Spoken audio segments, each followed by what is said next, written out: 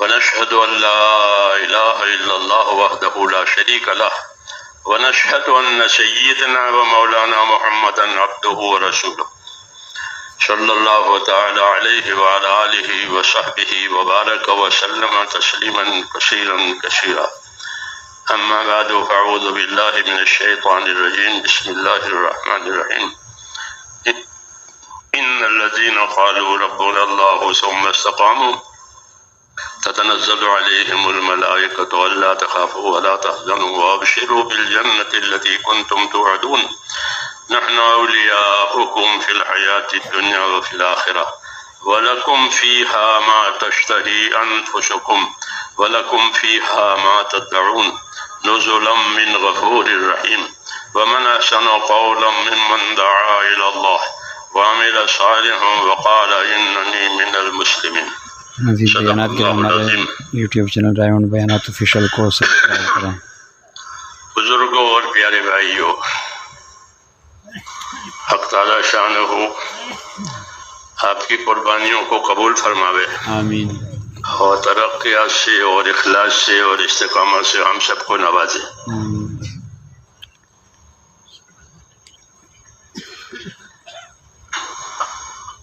اللہ تبارک و تعالیٰ نے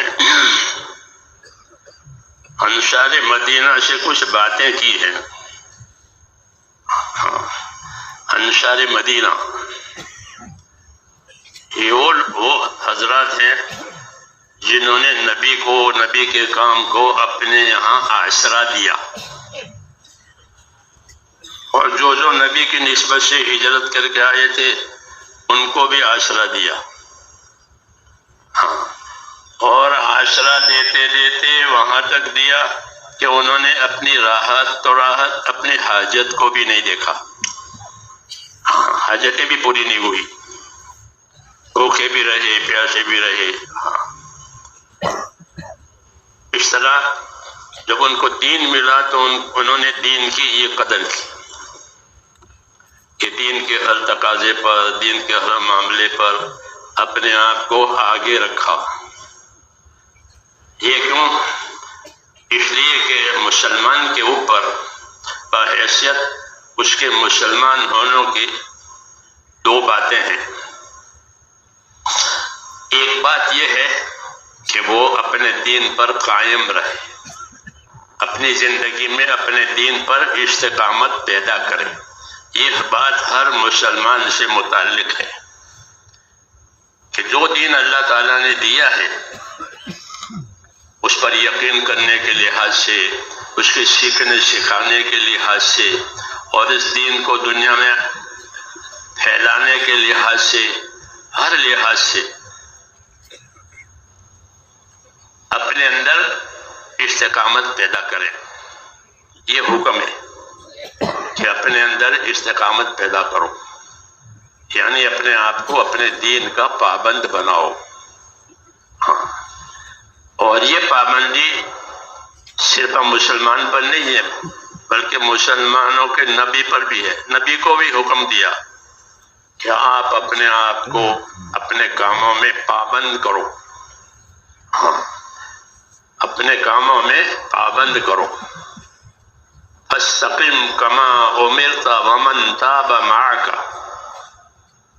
یہ آیت کریمہ ہے کہ فاستقم کما امرت ومن تاب معک، کہ اے نبی جس بات کا آپ کے پاس اللہ کی طرف سے حکم آوے آپ اپنے آپ کو اس کا پابند کر دیں. آپ پر وحی آتی تھی، احکامات آتے تھے، تو کہا کہ جو حکم آوے. اور بعض آیتوں میں صراحتاً ہے وَاتَّبِعْ مَا يُوحَىٰ إِلَيْكَ، تو جو وحی آپ پر آئی آپ اس کی اتباع کیجئے، اس کے پابند ہو جائیے. کہ دین میں پابند ہونا اور دین کے کاموں کا اپنے آپ کو پابند کرنا، استقامت کے ساتھ رہنا، یہ اصل ہے. یہ اصل ہے کہ پابندی ہو جائے، چاہے وہ، اور پابندی ہر طرح کی کہ اللہ کے فرائض ہیں تو اللہ کے فرائض پر پابند کرے اپنے آپ کو. نماز، روزہ، زکوٰۃ، حج اور دوسرے بندوں کے لائن کے جو معاملات اور اس کے جو فرائض ہیں وہ اس کا اپنے آپ کو پابند کرنا، اس کو استقامت کہتے ہیں کہ اپنے آپ میں استقامت پیدا کرو کہ ایک عمل شروع کیا، ایک عمل پر قدم رکھا تو بس اس کے پابند ہوتے چلے جائیے، ہوتے جائے کہاں تک کہ موت تک۔ موت تک کی میعاد ہے کام کرنے کے لیے۔ دنیا دارالعمل ہے اور موت تک کی مدت عمل کرنے کا وقت ہے، ہاں کہ یہ دارالعمل ہے۔ دنیا کی خوبی یہی ہے کہ دنیا کی خوبیوں میں سے ایک خوبی یہ ہے کہ یہ دارالعمل ہے، یعنی اس کو اللہ تعالیٰ نے عمل کرنے کی جگہ قرار دیا۔ جب موت کی وجہ سے دنیا کی زندگی کا دروازہ بند ہو جاتا ہے تو یہ نہیں کہ صرف زندگی کا دروازہ بند ہو گیا، عمل کا بھی دروازہ بند ہو گیا، اب کوئی عمل نہیں کر سکے گا۔ اذا مات ابن آدم انقطع عنہ عملہ، حدیث پاک میں کہ اذا مات ابن آدم انقطع عنہ عملہ، آدم کا بیٹا مرا کہ اس کے عمل کا دروازہ بند ہوا۔ تو عمل کا دروازہ اللہ تعالیٰ نے جب تک کہ دنیا میں آدمی ہے وہاں تک، جب تک اس کے اندر شعور ہے،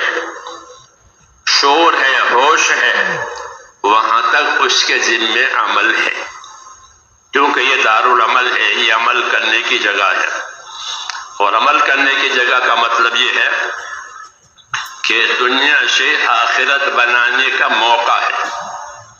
ہاں، جیسے بازاروں میں لوگوں کے لیے مال کمانے کا اور نفع حاصل کرنے کا موقع ہوتا ہے، زمینوں میں سے پیداوار لینے کا موقع ہوتا ہے۔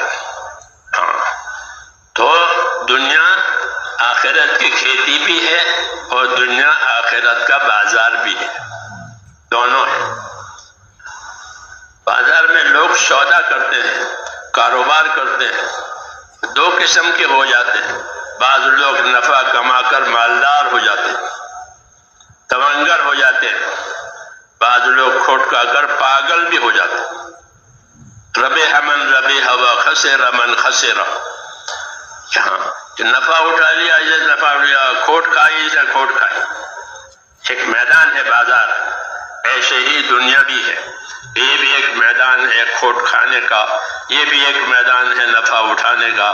کہ ربح من ربح و خسر من خسر، کل الناس یغدو فبائع نفسه موبقها و موتقها، حدیث شریف ہے کہ کل الناس یغدو، ہر آدمی کی صبح شام ہوتی ہے، یعنی ہر آدمی اپنی زندگی گزارتا ہے، تو صرف زندگی نہیں گزارتا، زندگی تو گزرے گی، سورج نکلے گا ڈوبے گا، سورج نکلے گا ڈوبے گا، رات ہوگی دن ہوگا، تو چلے گی وہ تو ہر آدمی کی زندگی گزرتی ہے، لیکن اس زندگی پہ صرف گزارا نہیں ہے بلکہ زندگی کے اس گزرنے میں دونوں قسم کے لوگ ہو جائیں گے۔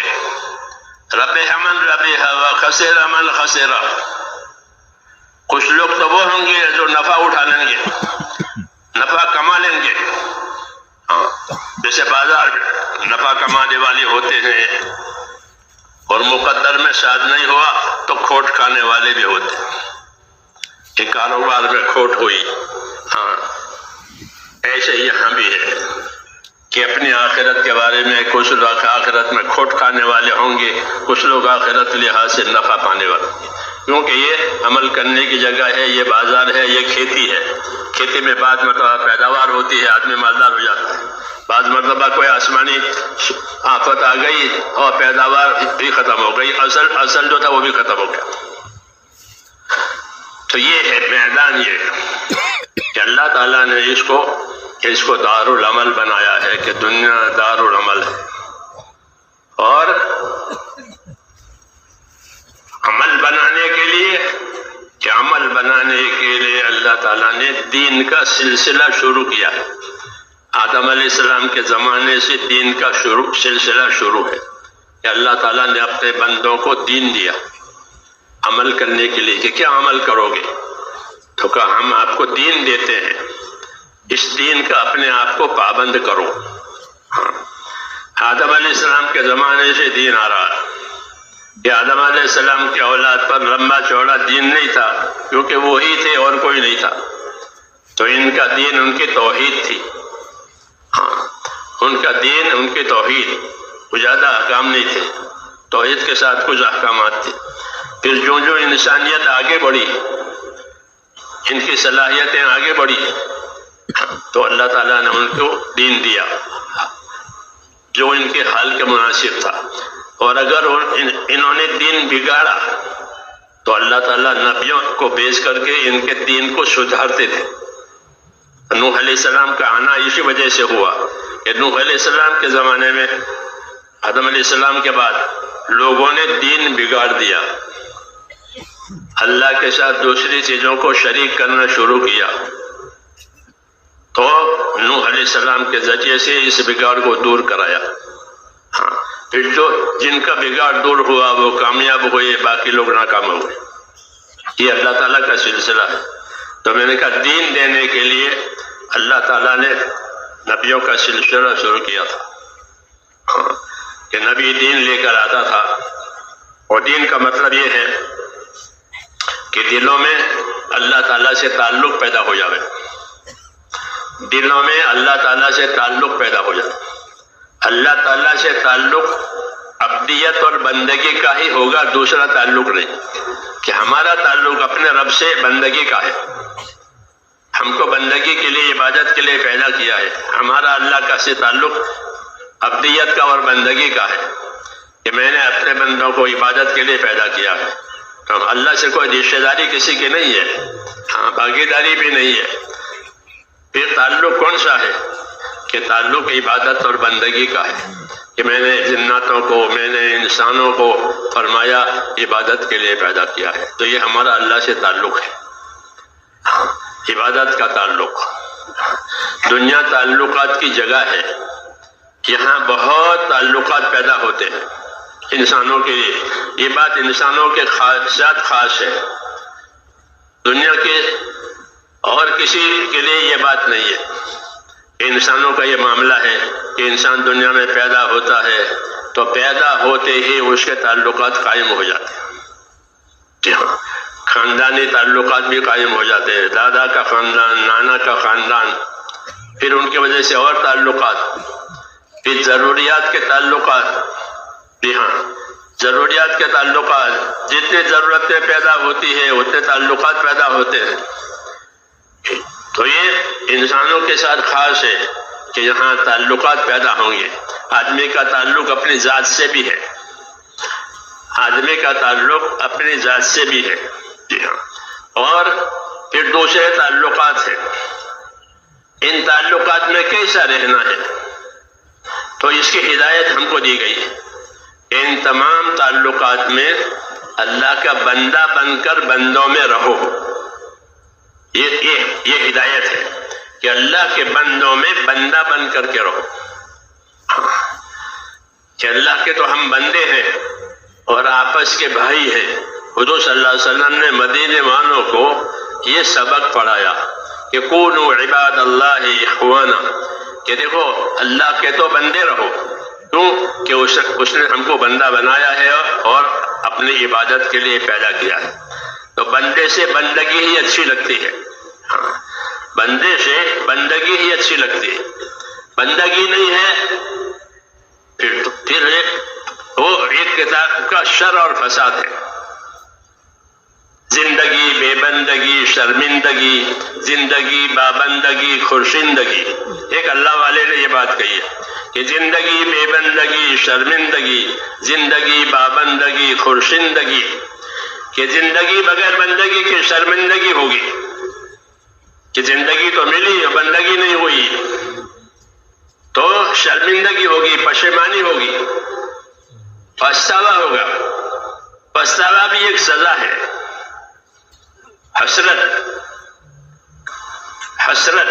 سب سے زیادہ حسرت اللہ کے نہ ماننے والوں پر ہوگی.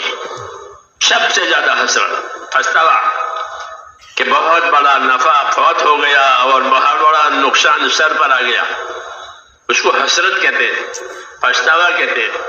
تو پچھتاوا ایک طرح کی سزا ہے. کیوں کہ کسی کام کے لیے پیدا کیا تھا، کسی کام کے لیے بنے تھے اور وہ کام نہیں بنا، وہ کام نہیں کیا اور اس کا موقع نکل گیا۔ حدیثوں میں ہے کہ ہر مرنے والے کو پچھتاوا ہوگا، ہر مرنے والے کو پچھتاوا ہوگا۔ صحابہ نے پوچھا کہ ہر مرنے والے کو کیوں پچھتاوا ہو؟ اچھے لوگ بھی مرتے ہیں، برے لوگ بھی مرتے ہیں۔ بروں کو پچھتاوا ہونا تو سمجھ میں آتا ہے کہ ان کی مایا بھی لوٹ گئی، ان کا موقع بھی گیا اور ان پر سزا کی سزا آئی، تو ان کا پچھتاوا تو بجا معلوم ہوتا ہے۔ دوسروں کو کیوں پچھتاوا ہو؟ آپ نے فرمایا کہ دوسروں کے پچھتاوے کی وجہ یہ ہے کہ وہ یہ پچھتاوا کریں گے کہ ہم نے اس سے زیادہ کیوں نہیں کیا، یہاں تو بہت ملتا تھا، یہاں تو بہت ملتا تھا، ہم نے اس سے زیادہ کیوں نہیں کیا؟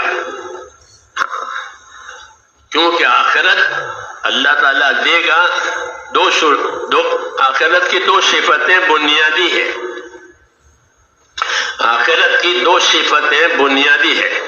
ہمارا ایمان ہے اللہ اور آخرت پر۔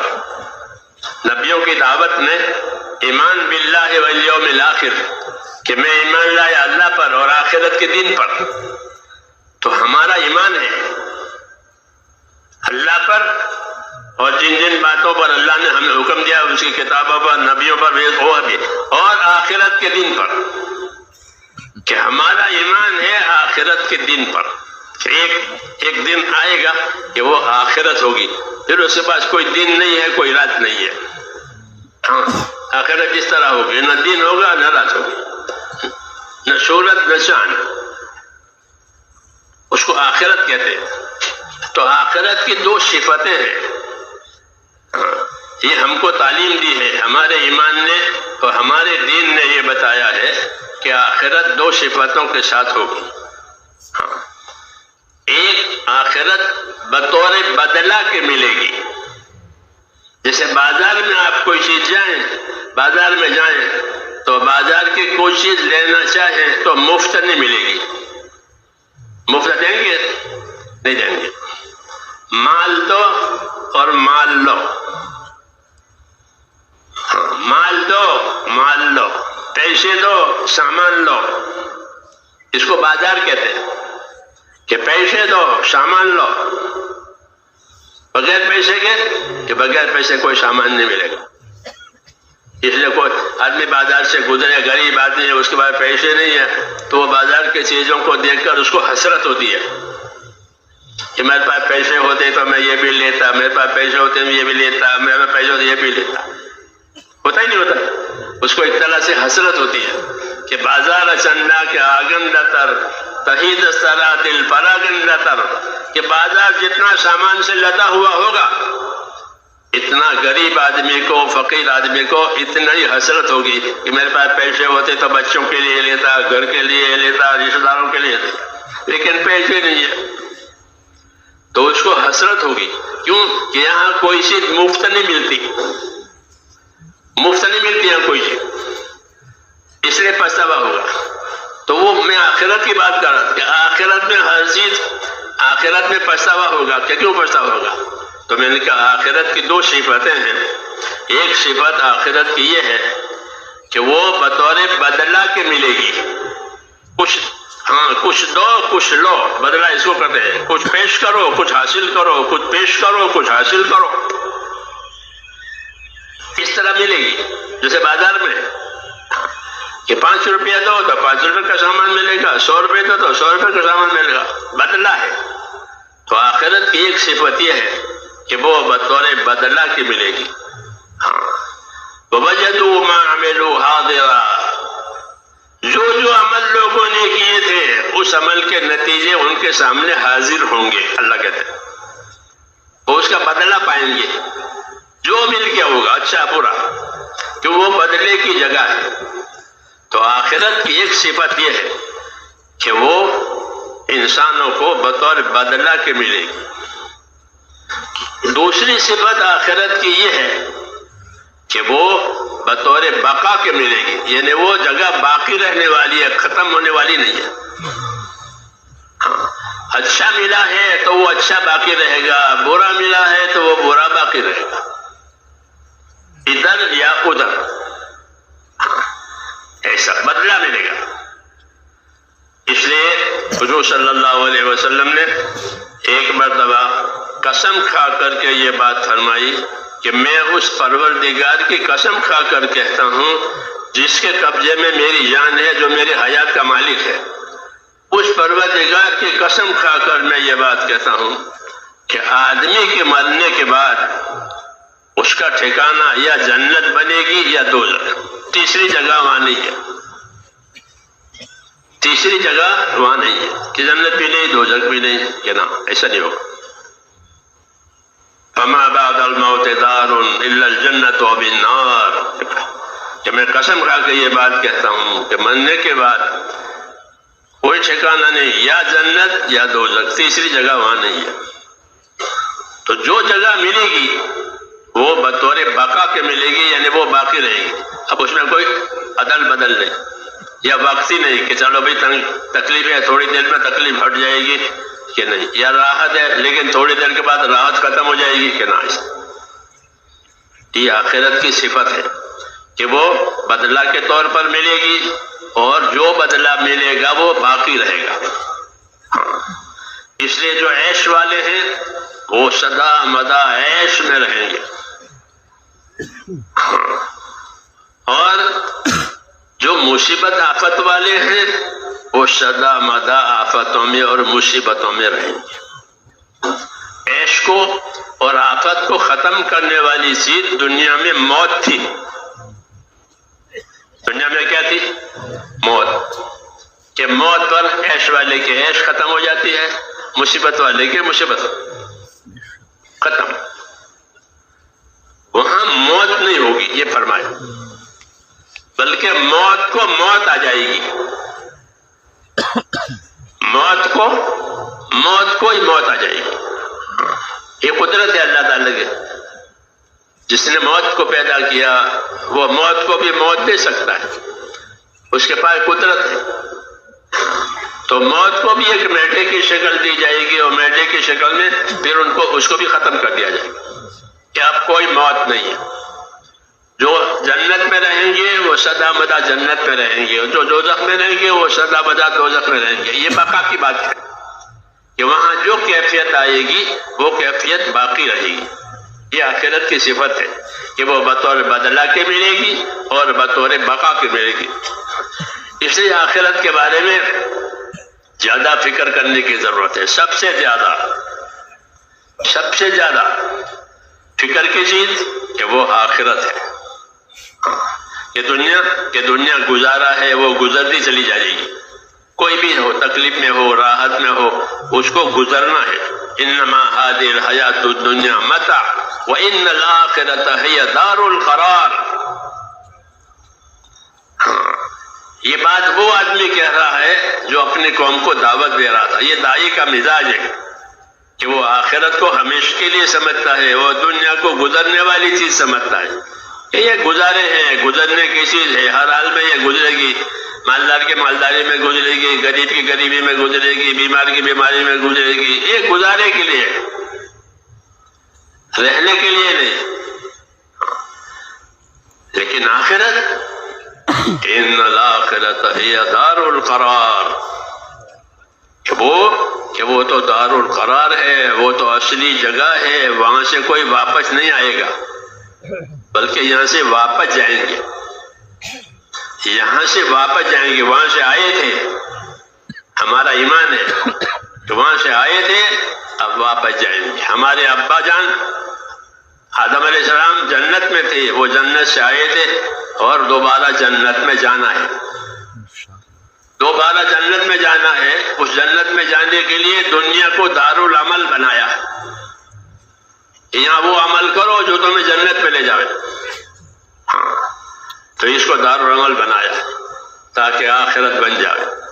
تو آخرت کا بنانا یہ اصلی کام ہے، دعوت ہماری اور محنت ہماری اپنی آخرت کے لیے ہے، فکر ہماری آخرت کے لیے ہے، وہی اصلی دعوت ہے۔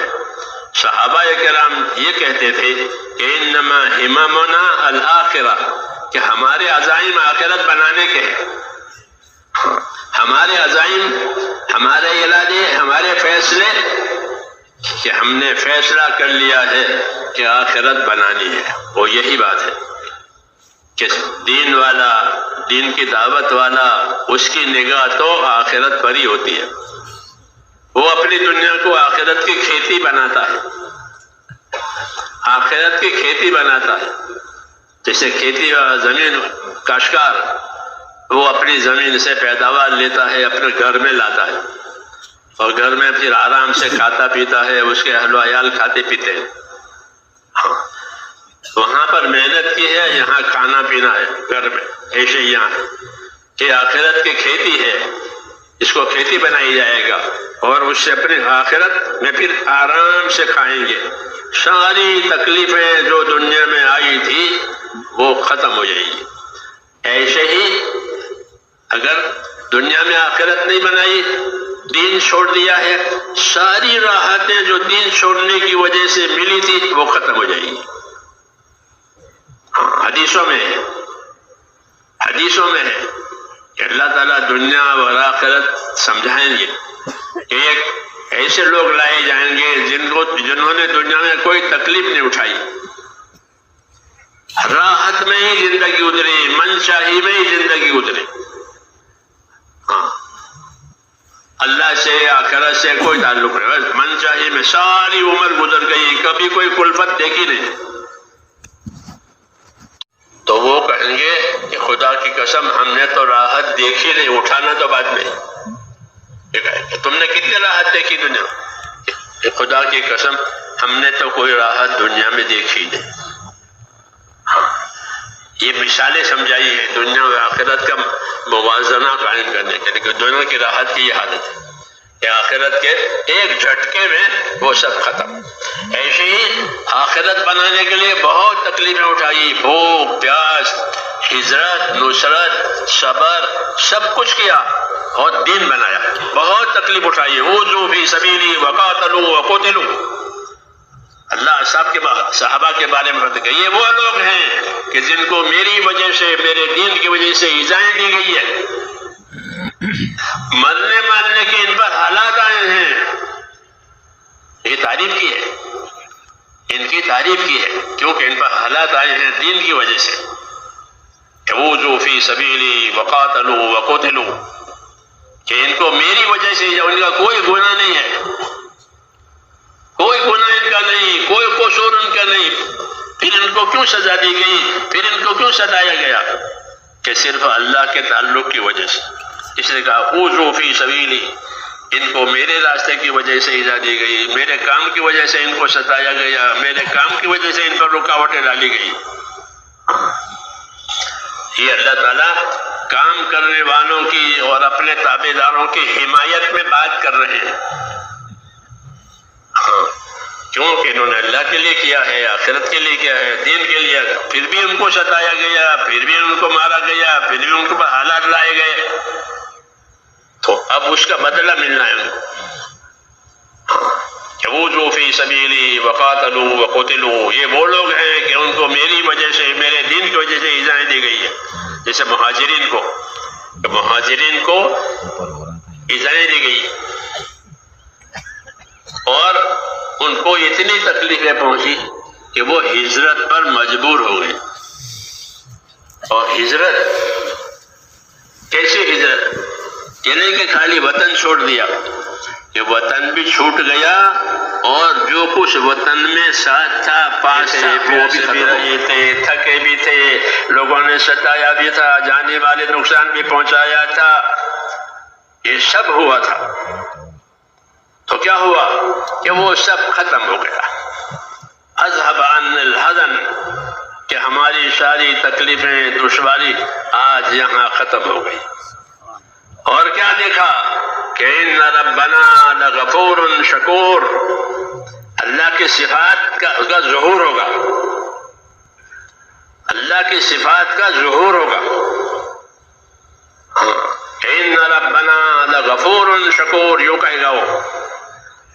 آخرت میں مومن کو اللہ کی معرفت ہو جائے گی، اللہ کو اس کی شان صفات سے پہچانے گا اپنے اپنے ایمان کے بقدر. تو یوں کہے گا ان ربنا لغفور شکور، ہمارا پالنے والا پروردگار تو بہت معاف کرنے والا ہے، ہماری ساری غلطیاں عمر بھر کی معاف ہو گئی، اور جو نیکیاں کی تھی، جو تابعداری کی تھی، جو قربانیاں دی تھی، اللہ نے ان کی خوب قدر کی ہے. شکور کہ اللہ قدردان ہے، اللہ بندے کی نیکیوں کی قدر کرتے ہیں. اس لیے حدیث میں ہے کہ یاد رکھو کسی نیکی کو بھی ہلکا نہ سمجھو، کسی نیکی کو بھی ہلکا نہ سمجھو کہ اللہ کے ہاں تمہاری نیکیوں کی بہت قدر ہے. کسی نیکی کو حقیر نہ سمجھے. لا يحقرن من المعروف شيئا ولو ان تلقى اخاك بوجه طلق، کہ کسی نیکی کو ہلکا نہ سمجھو. اگر کسی مسلمان کے ساتھ کندھا پیشانی سے بات کر سکتے ہو، کندھا پیشانی سے مل سکتے ہو اس لیے کہ مسلمان ہے، یہ بھی نیکی ہے. کندھا پیشانی ہنستے چہرے سے اسے ملنا، اس میں کوئی تکلیف نہیں ہے، لیکن یہ بھی نیکی ہے اور یہ بھی غیر معمولی ہے. کیوں کہ اللہ کے ہاں نیکیوں کی قدر ہے. اس لیے وہ کہیں گے ان ربنا لغفور شکور.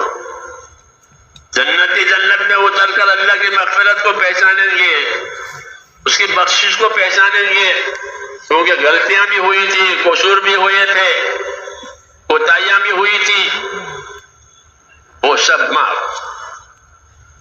اس لیے کہا کہ ہمارا اللہ تو بہت معاف کرنے والا ہے، کیونکہ اللہ سب جانتے ہیں پھر بھی معاف کر دیتے ہیں. اور شکور کہ اللہ بڑا قدردان ہے کہ ہماری نیکیوں کی، ہمارے عملوں کی بڑی قدر کی ہے، اس کا بدلہ بڑا چڑھا کر دیا ہے. اللہ تعالیٰ جو بدلہ دیں گے تو اللہ بیپاری نہیں ہے. بیپاریوں کا ہاں مال مول یہ چلتا ہے، یہ میں نے کیوں کہ مول دے دو، مال لے دو، مول دے دو، مال لے لو، پیسے دے دو، سامان لے لو، یہ بیپاری ہوتے. اللہ تعالیٰ تاجر نہیں ہے، اللہ تعالیٰ غنی ہے، مجھ کو تجارت کی ضرورت ہی نہیں ہے. اور کہ اللہ کریم ہے. ہاں اللہ کریم ہے، کرم کرنے والا ہے، بندوں پر مخلوق پر بخشش کرنے والا ہے. لو میرے خزانے اور اس سے فائدہ اٹھاؤ، کھاؤ پیو فائدہ اٹھاؤ، ہاتھے کو ہاتھے کے حساب سے، چونٹی کو چونٹی کے حساب سے، مچھلی کو مچھلی کے حساب سے، ہاں ہر ایک کو اس کے حساب سے دیتے اور بے حساب بھی دیتے. کیوں کہ اللہ کریم ہے. اللہ کے دین کی دعوت میں اللہ کی صفات پہچانی جاتی ہے کہ ہم جس خدا کی طرف بلا رہے ہیں وہ خدا کون ہے. کس کی طرف بلا رہے ہو؟ اللہ کی طرف بلا رہے ہو. اللہ کون ہے؟ کہ اللہ کون ہے؟ تو اللہ تعالیٰ نے اپنی صفات ظاہر کی ہے، اپنی صفات ظاہر کی ہے تاکہ اللہ کو پہچان ہے، اللہ سے محبت کرے. جی ہاں اللہ سے محبت کرے، اللہ ہی محبت کے لائق ہے. باقی چیزیں جو محبت کی جائے گی وہ ختم ہو جائے گی. جبرائیل نے حضور صلی اللہ علیہ وسلم فرمایا اے محمد جس سے بھی چاہو محبت کرو، ایک دن جدا ہونا ہے. یہ حضرت جبرائیل نے حضور صلی اللہ علیہ وسلم سے کہا اے محمد صلی اللہ علیہ وسلم جس سے بھی محبت کرو ایک دن جدا ہونا ہے. جی ہاں تو یہ دنیا کا نظام ہے، تو ساری محبتیں کٹ جائے گی، ایک محبت اللہ کی باقی رہے گی. اس لیے ایمان کے راستے میں یہ بات سکھائی جاتی ہے اور سیکھنی ہے کہ ہم اللہ تعالیٰ سے محبت کے ساتھ اس کے اطاعت کریں، کیونکہ ایمان کا تقاضا ہے اطاعت کرنا. کہ میں اللہ پر ایمان لایا اس کا مطلب یہ ہے کہ میں اب اللہ کی اطاعت کروں گا. تمام نبیوں کو اطاعت کے لیے بھیجا ہے کہ لوگوں کو اطاعت سکھاؤ، اللہ کی تابعداری سکھاؤ تو وہ اطاعت قائم کرانے کے لیے آتے ہیں. وما ارسلنا من رسول الا لیطاع باذن اللہ، کہ ہم نے جب کبھی زمین پر کوئی رسول بھیجا ہے تو وہ رسول اس لیے بھیجا گیا ہے کہ وہ لوگوں کو اللہ کی اطاعت پر لاوے اور نفس کی اطاعت میں سے نکالے. نفس اور شیطان کی اطاعت میں سے نکلنا اور اللہ اور رسول کی اطاعت پر آنا، یہ نبیوں کی دعوت اور ان کی تعلیم کی خاص بات ہے. اصل مقصد یہی ہے کہ زندگیاں اطاعت پر آ جاوے. پھر اطاعت کے یہ بدلے ہوں گے اور وہ بدلے اللہ تعالیٰ اپنی شان کریمی سے دے گا. ہاں اللہ کریم ہے. ایک تو سخی ہوتا ہے وہ سخاوت سے دیتا ہے، شقی ہوتا ہے وہ مانگنے پر دیتا ہے اور اپنی سخاوت سے دیتا ہے. اللہ کریم ہے، بغیر مانگے بھی دے، بغیر مانگے دے اور اپنی شان سے دے. جیسے اللہ کی شان ہے اس شان سے دے. تو اللہ کی شان تو بہت بڑی ہے، اس کے خزانے بہت ہیں، اس کی رحمت برکت بہت ہے. اس لیے جب اللہ تعالیٰ دیتے ہیں تو وہ اپنی شان سے دیتے ہیں. ایک تو ہے کسی کی ضرورت سمجھ کر دینا کہ اس کو اتنے کی ضرورت ہے، یہ سخاوت کہلاتی ہے کہ اس کی اتنی ضرورت ہے، اس کو راحت ہو جائے گی، یہ میں اس کو دیتا ہوں، کہ یہ سخی ہے. یہ بھی اچھی صفت ہے. سخاوت اچھی صفت ہے. حضور صلی اللہ علیہ وسلم نے، یہ بھی اس میں بات آ گئی ہے، حضور صلی اللہ علیہ وسلم نے انصار مدینہ کو سخاوت کی بھی دعوت دی تھی کہ سخی بنو. جاہلیت میں تو بہت مال لٹاتے تھے، اس کو دیا اس کو دیا. جب اسلام آیا تو تم کیسے ہو گئے؟ سخی بنو. کہ سخاوت اچھی چیز ہے. سخاوت کا ثمرہ جنت ہے اور بخیلی کا ثمرہ جہنم ہے. فضائل صدقات میں پڑھ لینا بخیلی کی کیا برائی ہے اور سخاوت کی کیا فضیلت ہے. بڑی زبردست کتاب لکھی ہے. تو سخاوت کی دعوت دی حضور صلی اللہ علیہ وسلم کہ سخی بنو. اور سخاوت سے آگے کرم ہے کہ کرم بخشش، کوئی مانگے نہ مانگے، کوئی دشمنی کرے کوئی دوستی کرے، ہر حال میں دینا ہی دینا ہے. یہ اللہ کی شان ہے کہ دوستوں کو بھی دیں گے اور دشمنوں کو بھی دیں گے. ہاں ساری زمین کو اللہ تعالیٰ نے دسترخوان بنایا ہے. کھاؤ رزق للعباد. بازاروں سے گزرو تو اس کا تصور کرنا چاہیے کہ یہ سب، یہ پھلوں کی دکانیں ہیں، یہ اناج کی دکانیں ہیں، یہ سبزی کی دکانیں ہیں اور یہ فرنیچر کی دکانیں ہیں، اور پتہ نہیں کیا کیا ہے بازاروں میں. تو ایک تو بازار کی زینت کو دیکھنا کہ یہ غفلت ہے، اور ایک ایک اللہ کے کرم کو دیکھنا کہ اللہ نے یہ لکھا یوں کہا رزق للعباد، رزق للعباد، کہ یہ ساری میں نے جو سارا دیا ہے یہ بندوں کو بطور روزی کے دیا ہے. روزی میں سونا بھی ہے اور چاندی بھی ہے اور سب کچھ ہے جو اللہ نے رزق کہ رزق للعباد.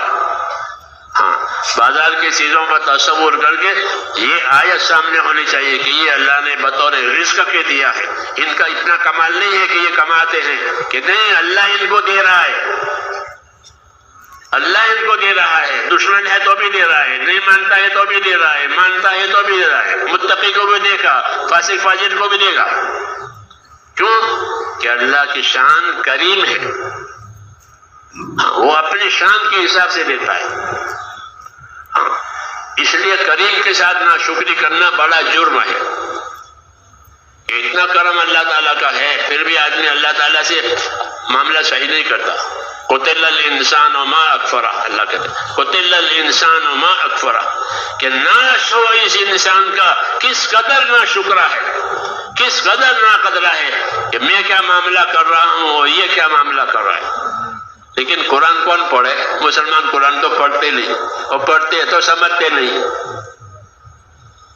یہ بیماری ہے، یہ بیماری ہے کہ اللہ کی شان پہچاننے کے لیے، اللہ کی طرف سے آنے والی ذمہ داریوں کو پہچاننے کے لیے اللہ نے کتاب اتاری ہے. اس کتاب کو کہا گیا کہ یہ کتاب یہ رہبر ہے. کس کا رہبر ہے؟ کہ حضور صلی اللہ علیہ وسلم کے لیے قرآن رہبر ہے، اور حضور صلی اللہ علیہ وسلم ساری انسانیت کے لیے رہبر ہے. اس میں یہ باتیں ہیں،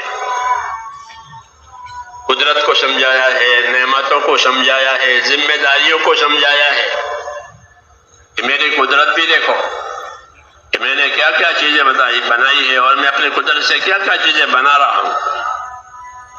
قدرت کو پہچاننے سے ایمان میں ترقی ہوتی ہے کہ اللہ نے کیا ہے، اللہ نے کیا ہے. آج کل کی بناوٹ کی چیزوں کو لوگ دیکھتے ہیں، بجنے کہ اللہ نے کیا کیا ہے وہ نہیں دیکھتے. تمہاری جانوں میں کتنی بڑی طاقت اللہ نے لگائی ہے اور کتنی بڑی نعمت تمہیں دی ہے. کہ آنکھ کی چھوٹی سی پتلی ہے، پوری دنیا کو دیکھتی ہے. جی ہاں، چھوٹا سا بھیجا ہے اندر، وہ کتنے مسائل کو سمجھتا ہے دماغ سے. تو بڑی بڑی نعمتیں ہیں. وفی انفسکم افلا تبصرون، میری نعمتوں کے اثرات تمہاری ذاتوں میں ہیں، تم دیکھتے نہیں ہو. تو اللہ سے تعلق پیدا کرنے کے لیے اس کے نعمتوں کا تذکرہ، اس کی نعمتوں کو دیکھنا، اس کی قدرت کو دیکھنا کہ اس نے اپنے کرم سے یہ سازیں بنائی ہے تاکہ اللہ سے ہمارا تعلق صحیح پیدا ہو جائے. وہی زندگی کامیاب ہے کہ جس میں اللہ سے تعلق صحیح پیدا ہو جائے. وہ یہ کرنا ہے کہ اللہ سے ہمارا تعلق صحیح ہو جائے. اسی کے لیے دنیا بنائی گئی ہے، اسی کے لیے نبی بھیجے گئے ہیں کہ انسانوں کا تعلق دنیا میں اللہ سے صحیح ہو جائے. کہ انسانوں کا اللہ سے کیا تعلق ہے؟ کوئی رشتہ داری تو ہے نہیں، خاندان نہیں ہے اللہ کا. لم یلد ولم یولد ولم یکن لہ کفوا احد. نہ اللہ نے کسی کو جنا، نہ اللہ جنا گیا ہے، نہ اس کا کوئی خاندان ہے. وہ اکیلا ہے، اپنی شان صفات قدرت کے ساتھ، اپنی عطاؤں کے ساتھ، اپنے انعامات کے ساتھ اکیلا ہے. وہی انعام کرنے والا ہے، وہی بدلہ لینے والا ہے. اور کوئی اس کا شریک نہیں ہے. اپنی شان میں وہ اکیلا ہے، اور کہ اپنے بندوں پر مہربان ہے. یہ تعارف کرایا واللہ رؤوف بالعباد، کہ اللہ اپنے بندوں پر مہربان ہے. دوسرا تعارف یہ کرایا وما انا بظلام للعبید، میں بندوں پر بالکل ظلم نہیں کرتا ہوں. میں اپنے بندوں پر بالکل ظلمگار نہیں ہوں. تو پھر کیا ہے کہ میں بندوں پر مہربان ہوں، رافت اور رحمت. بندوں کے ساتھ میری طرف سے بندوں کے ساتھ کہ رافت ہے، رحمت ہے. اپنی رافت سے ان کی ضرورتیں پوری کرتے ہیں، ان کی تکلیفیں دور کرتے ہیں. ہاں، اور رحمت سے ان کو نعمتیں دیتے ہیں، نعمتیں دیتے ہیں. یہ اللہ کا نظام ہے. اس اللہ سے تعلق جوڑنے کا نام تبلیغ. ہاں، کہ وہ ہماری ہر ضرورت پوری کرتا ہے. تو اب ہمیں کیا کرنا ہے کہ ہم اپنی زندگیوں کو اس کی اطاعت پر لانا ہے، کہ زندگی اطاعت پر آ جائے. یہ بڑی مایا ہے. سارے انعامات جو ہوں گے اللہ کے وہ اطاعت پر ملیں گے. اس لیے زندگی اطاعت والی بنانی ہے. اور زندگی اطاعت والی بنانے میں مال کو، جان کو امانت سمجھنا ہوگا کہ جو مال مجھ کو ملا ہے، جو اسباب مجھ کو اللہ نے دیے ہیں، جو صلاحیتیں میرے پاس ہے، وہ ساری کی ساری اللہ کی امانتیں ہیں، میری نہیں ہے، میری نہیں ہے.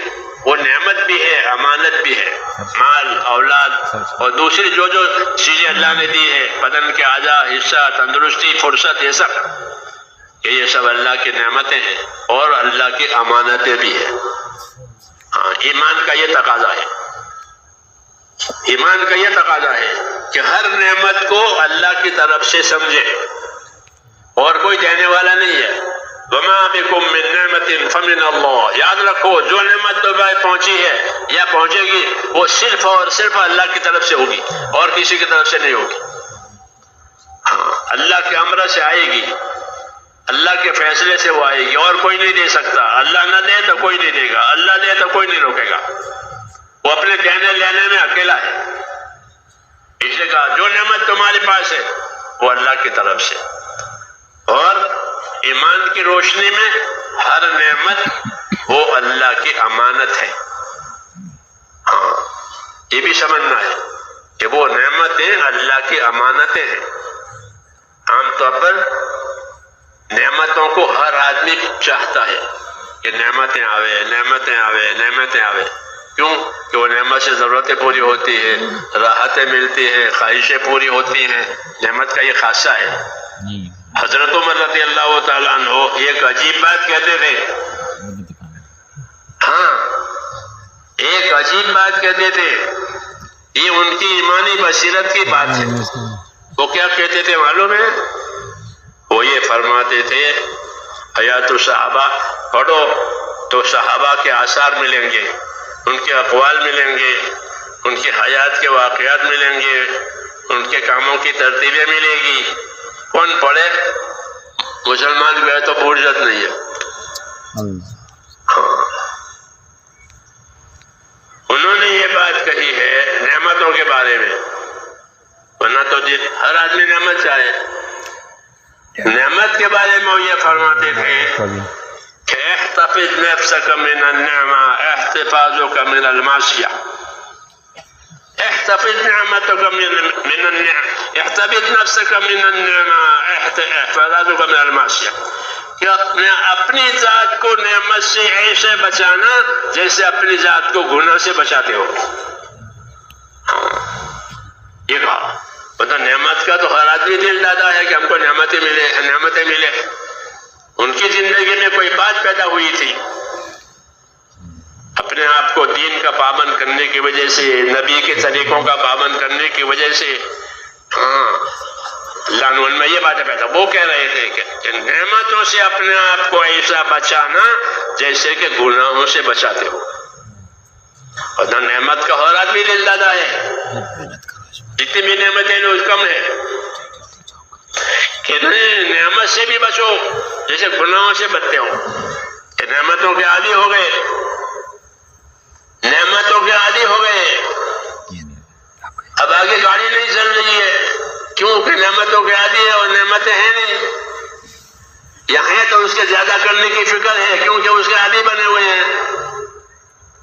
تو اب وہ دین میں کیسے ترقی کرے گا؟ اس لیے حضور صلی اللہ علیہ وسلم ہم کو یہ رہبری کہتے تھے کہ خبردار خبردار عیش پرستی نہ کرو، عیش پرستی میں زندگی نہ گزارو۔ ایاک والتنعم، ایاک والتنعم، ہاں کہ خبردار خبردار عیش پرستی میں زندگی نہ گزارو۔ کیوں؟ فإن عباد اللہ لیسوا بالمتنعمین، جو اللہ کے خاص بندے ہوتے ہیں، اللہ کے پرستار اور وفادار بندے ہوتے ہیں، وہ عیش پرست نہیں ہوتے، وہ حق پرست ہوتے ہیں۔ وہ حق پر رہتے ہیں، حق کی تابعداری کرتے ہیں، حق کی خدمت کرتے ہیں، حق کی نصرت کرتے ہیں۔ ورنہ جب نعمتیں بڑھ جائے گی تو پھر ادھر سے کوتاہی ہوگی کہ اب نعمتوں کے بڑھانے میں۔ اس لیے وہ فرماتے تھے کہ نعمتوں سے بھی اپنے آپ کو ایسا بچاؤ جیسے گناہوں سے بچاتے تھے۔ اللہ نے بے شک نعمتیں ہمارے لیے ہی پیدا کی ہے، لیکن نعمتوں کے ذریعے سے عیش پرست بننا اس کی اجازت نہیں ہے کہ نعمتوں کے ذریعے عیش پرست بنو، اس کے عادی بنو، کہ نہ، اس کے عادی نہیں بننا ہے۔ حضرت عمر اپنے آدمیوں سے بھی کہتے تھے، ہم سے بھی کہتے تھے کہ موٹے جوٹے رہو، سیدھے سادے رہو، عیش کے عادی نہ بنو، اس لیے کہ نعمتیں سدا رہتی نہیں ہے، ابھی نعمتیں ہیں پھر ہاتھ سے چلی جائے گی، اور عیش کے عادی ہو گئے تو اب پریشان ہو جائے گی۔ ہاں، اس نے کہا سیدھے سادے رہو، اخشوشنوا فإن النعمة لا تدوم، یہ ان کا جملہ ہے کہ اخشوشنوا، کہ سیدھے سادے رہو، موٹے سوکھے رہو، نعمتوں کے عادی نہ بنو، اس لیے کہ نعمتیں سدا رہتی نہیں ہے، وہ تو آنی جانی چیز ہے۔ تو دین کے لیے یہ بھی ہے کہ آدمی اپنے آپ کو کہ نعمتوں کا عادی نہ بناؤ، تو کس کا عادی بناؤ؟ تو حضرت عمر فرماتے تھے اپنے آپ کو خیر کا عادی بناؤ. جب جماعتیں روانہ ہوتی تھی اور ساتھی لے کر جاتے تھے تو فرماتے تھے دیکھو یہ تمہارے ساتھ جا رہے ہیں. سعد بن وقاص سے فرمایا یہ تمہارے ساتھ جا رہے ہیں اللہ کے راستے میں، ان کو خیر کے کاموں کا عادی بنانا. یہ کہا کہ اللہ کا راستہ ہے، خیر کا راستہ ہے، بہترین امت ہے خیر امت، تو خیر امت خیر کی عادی بنے. یہ کہا سعد بن وقاص سے کہ وہ لے کے جا رہے تھے بڑا ان کا مجمع ان کے ساتھ بڑی جماعت کہ یہ تمہارے ساتھ جا رہے ہیں اللہ کے راستے میں، ان کو خیر کے کاموں کا عادی بناؤ. یہ دعوت ہے ہماری، بجائے عیش کا عادی بننے کے کہ خیر کے کاموں کا عادی بنے.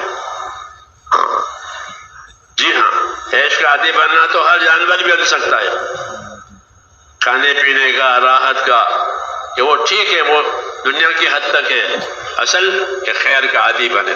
دعوت میں یہ ہے کہ بہترین امت ہے، خیر امت ہے، وہ خیر کے عادی بنے،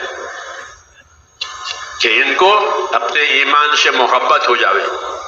ہاں، ایمان کی محنت کرتے کرتے اور اللہ کی اطاعت کرتے کرتے، اللہ کا ذکر کرتے کرتے ایمان سے محبت ہو جائے کہ میرا ایمان ہے، میرا دین ہے. مثلاً دعا ہے اللہم حبب الینا الایمان، یا اللہ ایمان کی مجھے محبت دے. جیسے مال کی محبت ہوتی ہے، اولاد کی محبت ہوتی ہے، دنیا کے دولت اسباب کی محبت ہوتی ہے، ایسے ہی ایمان کی محبت. جب ایمان کی محبت ہوگی تو ایمان کی ترقی کی فکر بھی ہوگی. جس چیز کی محبت ہوتی ہے اس کی ترقی کی فکر ہوتی ہے کہ اولاد بھی زیادہ ہو، مال بھی زیادہ ہو، مرتبہ بھی بڑھتا رہے، مال بھی بڑھتا رہے، کیونکہ ان چیزوں سے محبت ہے تو اس کی ترقی کی فکر ہوتی ہے. ایمان سے محبت ہوگی تو پھر ایمان کی ترقی کی بھی فکر ہوگی. اس لیے کہا اللہم حبب الینا الایمان وزینہ فی قلوبنا، کہ اللہ ایمان کی محبت دے اور ایمان کو ہمارے دلوں میں مزین کر دے. زینت جو ہے وہ ترقی کا ذریعہ ہوتی ہے. ہاں، ترقی زینت کی وجہ سے ہو، زینت کی وجہ سے ترقی، تو کہ ہمارے ایمان میں زینت پیدا کر دے تاکہ ایمان میں ہم ترقی کریں اور ایمان سے اللہ کو اور اس کے شان صفات کو پہچانیں اور اس کے دین کو سمجھیں. ہاں، کہ اصلی سمجھ جو ہے وہ دین کی سمجھ ہے. اصلی سمجھ کہ کون سمجھدار ہے؟ جس کے ساتھ اللہ بھلائی کا ارادہ کرے گا اس کو اللہ اپنے دین کی سمجھ دے گا. یہ اس لیے اللہ سے بھلائی مانگے کہ اللہ تو بھلائی کا ارادہ کر تاکہ ہم کو دین کی سمجھ ملے. اچھا، دین کی سمجھ کی کیا علامت ہے کہ مجھ کو دین کی سمجھ مل گئی؟ اس کی کیا علامت ہے؟ کہ دین کی سمجھ کی علامت یہ ہے کہ اس کے اندر آخرت کی فکر آ جائے، وہی سمجھدار ہے. الکیس من دان نفسہ وعمل لما بعد الموت. دیکھا، الکیس من دان نفسہ وعمل لما بعد الموت، کہ سمجھدار آدمی وہ ہے، باہوش آدمی وہ ہے جو اپنی ذات پر قابو کرے، یعنی اپنے آپ کو اللہ کی رضا کے کاموں کا پابند کرے. وہ ہے باہوش سمجھدار، صحیح سمجھ والا، اور موت کے بعد جو کام آنے والا ہے وہ عملات کر لے. کل کی کوئی گارنٹی نہیں ہے کہ کل آئے گی. کل کیا، پل کی خبر نہیں ہے. ہمارے اردو میں کہتے ہیں پل کی خبر نہیں ہے. کل کی بات تو الگ ہے، اس لیے آج کے آج خبر ہے. یہ دین پر عمل کرنے کا یہ طریقہ ہے کہ دین کے کام کو پیچھے نہ ڈالیں کہ بعد میں کریں گے، بعد میں کریں گے، کہ یہ بات منع ہے. اس کو تصویف کہتے ہیں عربی میں. تصویف کا معنی یہ ہے کہ آج نہیں کل کریں گے، ابھی نہیں رمضان کے بعد کریں گے، ابھی نہیں بچوں کی شادی کے بعد کریں گے. یہ مرحلے آتے ہیں کہ کام کو پیچھے ڈالے. اس کو تصویف، کہ تصویف مت کرو، بلکہ اللہ کے کام کو اور دین کے کام کو آگے رکھو. امت میں اس وقت تک بھلائی رہے گی جب تک کہ وہ دین کے کاموں کو دنیا کے کاموں پر آگے کریں گے. اور جب وہ دین کے کاموں کو دنیا کے کاموں کے پیچھے کر کے دنیا کو آگے کر کے پھر ان میں کوئی بھلائی نہیں ہوگی. یہ لکھا ہوا ہے. یہ ایک طرح کی دعوت ہے کہ اپنے دین کے کاموں کو آگے کرو، دین آگے رہے، دین رہبری کرے. دین رہبری نہیں کرے گا، دین پیچھے جائے تو پھر دنیا رہبری کرے گی، اور دنیا رہبری کر کے دھوکے میں ڈالے گی. دنیا کا کام ہی دھوکہ دینا ہے. فمل حیات الدنیا الا متاع الغرور. کہ دنیا کی زندگی کیا کہ دھوکے کا سامان ہے. دھوکے کا سامان ہونے کا کیا مطلب ہے؟ دھوکے کا سامان ہونے کا کیا مطلب ہے؟ کہ دھوکے کا سامان ہونے کا مطلب یہ ہے کہ باقی کو چھوڑ کر فانی میں لگ جانا، فانی کی وجہ سے باقی کو چھوڑ دینا، یہ دھوکا. کیا آخرت باقی رہنے والی ہے؟ ایک ایک چیز آخرت کی باقی رہے گی اور دنیا کی ایک چیز فنا ہوگی. تو فنا ہونے والی کی تو فکر کی اور باقی رہنے والی کی فکر نہیں کی. یہ دھوکے میں گیا. کہ جو باقی رہنے والی ہے وہ ہاتھ نہیں آئے گی، اور جو فنا ہونے والی وہ تو خود ہی فنا ہو جائے گی. تو اب یہ نہتا ہو گیا، اس کے ہاتھ میں کچھ نہیں ہے. اسی کا یہ دھوکے کا سامان ہے. تو ایمان کی روشنی جب دل میں پیدا ہوتی ہے تو وہ آدمی دنیا کے دھوکے اس پر کھلتے ہیں کہ بھائی یہ دھوکے کی بات ہے، یہ کھوٹ کی بات ہے، یہ نفع کی بات ہے. اس لیے حکم ہے کہ دین کے کام کو آگے کرو، دنیا کے کام کو اس کے پیچھے کرو. دین آگے ہوگا تو دنیا کے کام کی رہبری کرے گا. ہاں، کیونکہ دین ہی آگے ہے، دین ہی رہبر ہے. تو دین کہے گا کہ اللہ کے یقین کے ساتھ کام کرو، اللہ کے حکم کے ساتھ کام کرو، اللہ کے وعدوں کے یقین کے ساتھ کام کرو، اللہ کے نافرمانی سے بچتے ہوئے کام کرو. یہ دین کہے گا. کیوں کہ دین آگے ہے. دین رہبری کرے گا، اللہ کی نافرمانی سے بچنے کی رہبری کرے گا، اللہ کے اطاعت پر. اس لیے دین کو آگے کرنے کا حکم ہے کہ دین کے لیے سبقت کرو، دین کے لیے آگے بڑھو، اور اپنی جان مال کو اللہ کی امانت سمجھو. یہ دعوت ہے کہ جو جان مال اللہ تعالیٰ نے ہم کو دی ہے وہ اللہ کی امانتیں ہیں. اور یہ امانتیں کیوں دی ہے؟ کہ دو وجہ سے دی ہے. دو وجہ سے دی ہے. ایک تو یہ ساری امانتیں جو نعمتیں ہیں امتحان کے لیے دی ہے کہ کون اس میں لگ کر اللہ کو یاد رکھتا ہے، کون اس میں لگ کر اللہ کو بھولتا ہے. یہ امتحان ہے. یہ امتحان ہے. اس امتحان میں پاس ہونے کے لیے ایمان اور یقین کی ضرورت ہے. جتنا ایمان یقین بنے گا اتنا آدمی اس امتحان میں کامیاب ہوگا. اگر ایمان یقین میں کمزوری ہے تو یہ فیل ہو جائے گا. اس کے اپنے تقاضے غالب آ جائیں گے اور دین کے تقاضے پیچھے ہو جائیں گے. اور اندر یقین ہے، خدا کا خوف ہے، آخرت کی فکر ہے، تو وہ دین کے تقاضے کو آگے رکھے گا، وہ دنیا کے تقاضے کو پیچھے کرے گا. یہی حکم ہے. دنیا کے چھوڑنے کا ہم کو حکم نہیں دیا ہے کہ دنیا چھوڑ دو، مسجد میں بیٹھ جاؤ. کہ نا، دنیا کو چھوڑنے کا حکم نہیں ہے. ہماری شریعت میں یہ حکم نہیں ہے کہ دنیا چھوڑو، بچے بیوی گھر کچھ نہیں کہنا. ایسا نہیں ہے. بچے بیوی کے بھی احکام دیے ہیں، گھروں کے بھی احکام دیے ہیں، سب چیزوں کا احکام دیے ہیں. اگر چھوڑنا نہ ہوتا تو اس سے حکم کیوں دیتے؟ اس لیے چھوڑانا مقصود نہیں ہے، بلکہ اسباب میں احکام کو جاری کرنا ہے. اسباب میں احکام کو جاری کرو تاکہ اسباب دین بن جاوے. دیکھو، جو سبب ملے اس سبب کا حکم، اس کو علم و ذکر کہتے ہیں. علم و ذکر کا یہ تقاضا ہے کہ جو سبب ملے اس سبب کا حکم دیکھو کہ اس سبب کا کیا حکم ہے، حکم کے پورا کرنے کا کیا طریقہ ہے. جیسے دنیا میں کوئی کاروبار کرو کہ لائسنس لو، لائسنس لے کر کرو. لائسنس لے کر کرو گے تو اسباب کے استعمال میں گنہگار نہیں بنو گے. اپنے اسباب کو بغیر لائسنس کے استعمال کرو گے تو حکومت تمہیں گنہگار قرار دے گی.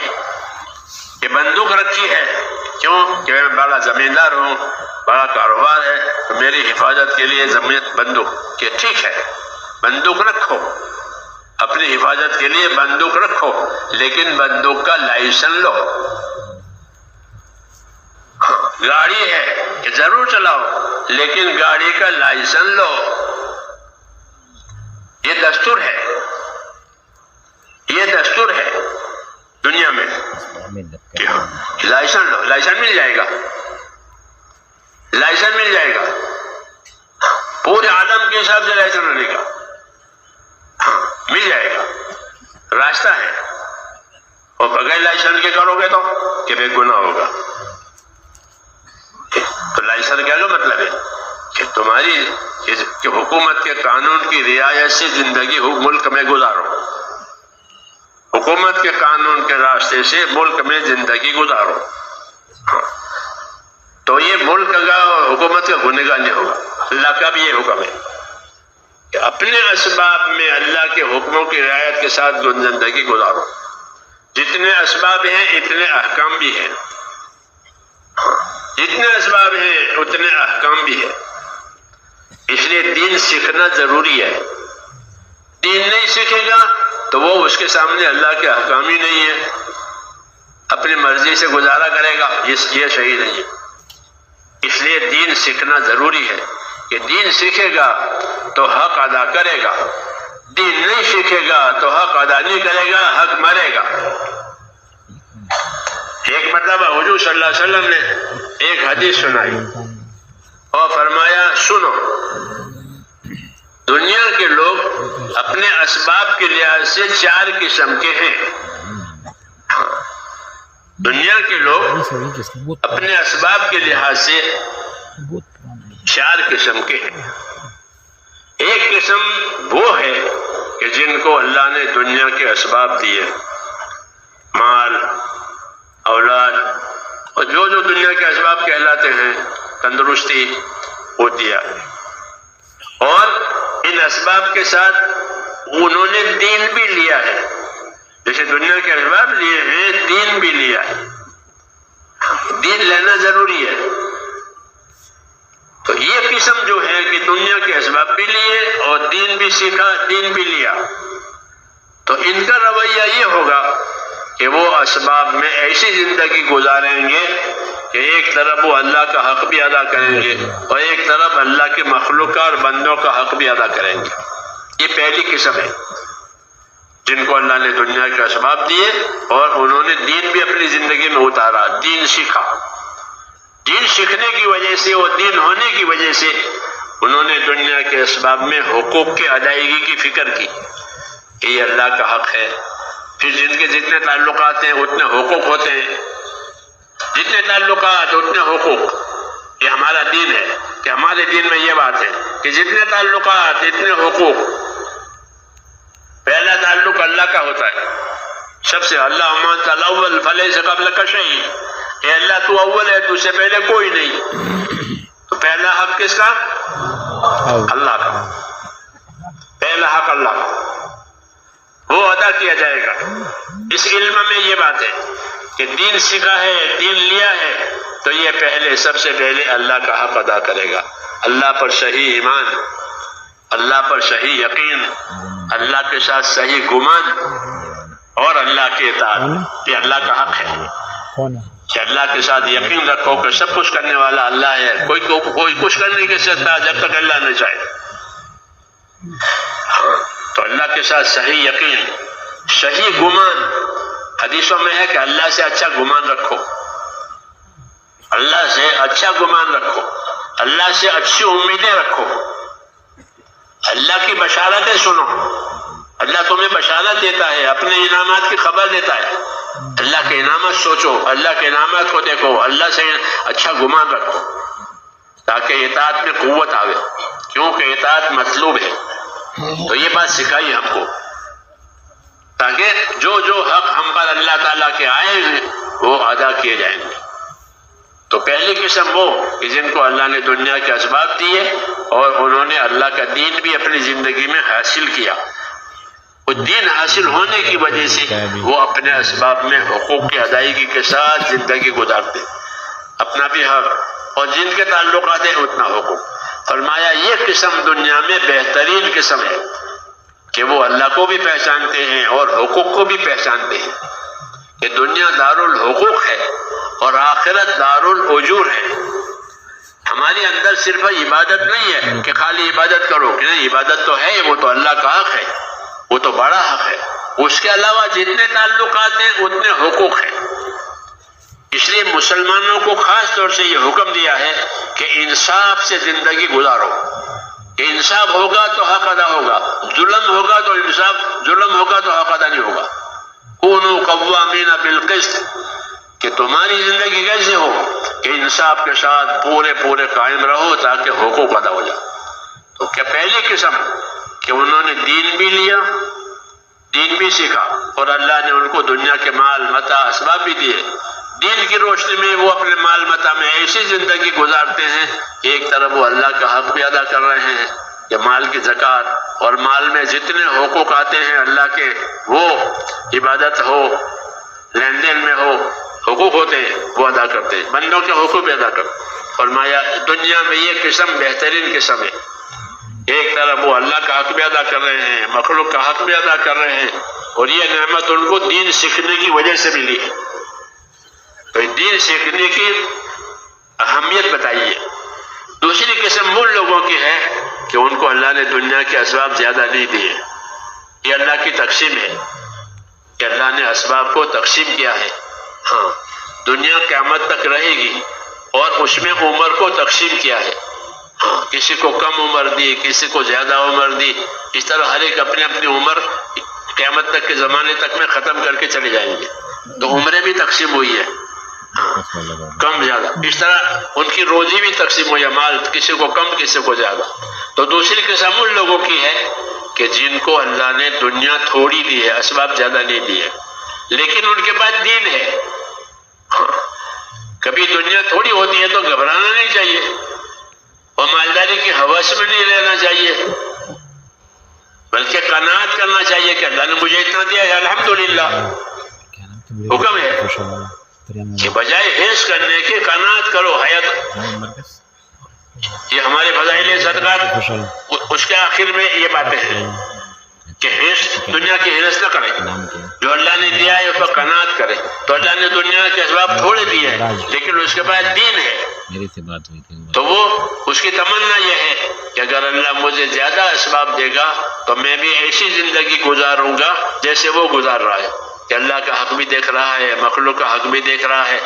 تو آپ نے فرمایا یہ دونوں بھی ثواب اور فضیلت میں برابر ہیں، چاہے اس بات دنیا تھوڑی ہے لیکن اپنے دین کی وجہ سے وہ یہ فضیلت کما رہا ہے کہ اصل تو اپنی دنیا سے آخرت بنانی ہے۔ اور تیسری قسم وہ ہے جن کو دنیا خوب ملی ہے اور دین ان کے پاس ہے نہیں، دین ان کے پاس ہے نہیں، دنیا خوب ملی ہے، وہ خوش ہے کہ ہمارے پاس دنیا ہے، اور دین نہ ہونے کی وجہ سے ان کا سارا استعمال اپنے خواہشوں پر ہو رہا ہے، سارا استعمال اپنی من چاہی پر ہو رہا ہے۔ فرمایا یہ دنیا میں بدترین قسم ہے کہ ان کی ساری صلاحیتیں اپنی خواہشوں پر جا رہی ہے، جانور کی طرح سے۔ فرمایا یہ بدترین قسم ہے۔ چوتھی قسم کہ جن کو نہ دنیا کے اسباب ملے اور نہ دین لیا، یہ چوتھی قسم، دین بھی نہیں لیا اور دنیا کے اسباب بھی قدرت نے نہیں دیے، تو اب ان کے اندر ہوس یہ ہے کہ اگر مجھ کو دنیا کے اسباب ملے تو میں ایسی زندگی گزاروں جیسے یہ گزار رہا ہے اپنے عیش میں، کہ یہ دونوں اپنی بربادی میں برابر ہیں، کہ ان کی نیت بھی یہی ہے اور ان کا طریقہ اور وتیرہ بھی یہی ہے، تو یہ دونوں برابر ہیں۔ تو دنیا کے اسباب کے لحاظ سے یہ 4 قسم بنائی، ایک چارٹ بنایا، چارٹ، تاکہ ہر مسلمان اس چارٹ میں اپنے آپ کو دیکھے کہ میں کس خانے میں ہوں، اس چارٹ کے بہترین خانے میں ہوں کہ بدترین خانے میں ہوں۔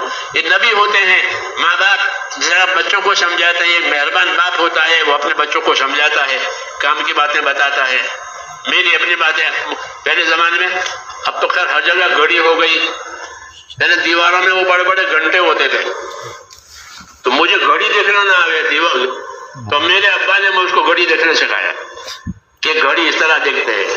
جی ہاں، کہ اس کے 2 سوئیاں ہیں، ایک سوئی کا یہ کام ہے، دوسری سوئی کا یہ کام ہے۔ تو باپ اپنی اولاد کو سکھاتا ہے. ایسے ہی نبی کہ نبی باپ کی طرح سے، حضور فرماتے ہیں میں تمہارے لیے باپ کی طرح سے ہوں. اور ان کی بیویاں ہماری مائیں ہیں، امہات المومنین. یہ ہمارے تعلقات بتائیں. تو یہ بات رسول صلی اللہ علیہ وسلم اس لیے سکھا رہے ہیں کہ میں تمہارے لیے قائم مقام ایسا ہوں جیسے باپ ہوتا ہے. انا لکم مثل الوالد. ہاں یہ فرمایا میں تمہارے لیے بمنزلہ ایک باپ کے ہوں، کہ باپ کی یہ ذمہ داری ہو یا باپ کی شفقت ہوتی ہے کہ وہ اپنی اولاد کو آگاہ کرے، ہاں نقصان سے اور نفع کے راستے پر ڈالے تاکہ نفع کماوے اور نقصان سے آگاہ رہے. تو کہا میں انا لکم مثل الوالد. یہ حضور صلی اللہ علیہ وسلم کا ہم پر احسان ہے. اللہ نے ہم پر حضور صلی اللہ علیہ وسلم کو پیش کر کے احسان کیا ہے. لقد من اللہ علی المؤمنین اذ بعث فیہم رسولا. یہ تو حضور صلی اللہ علیہ وسلم سارے عالم کے لیے رحمت ہے، لیکن ہمارے لیے خصوصی بات کہی ہے اللہ نے کہ اللہ نے بہت بڑا احسان کیا ہے، بغیر مانگے ایک بڑی چیز دی ہے. وہ کیا دیا ہے کہ اللہ نے ایمان والوں کے لیے رسول بھیجا.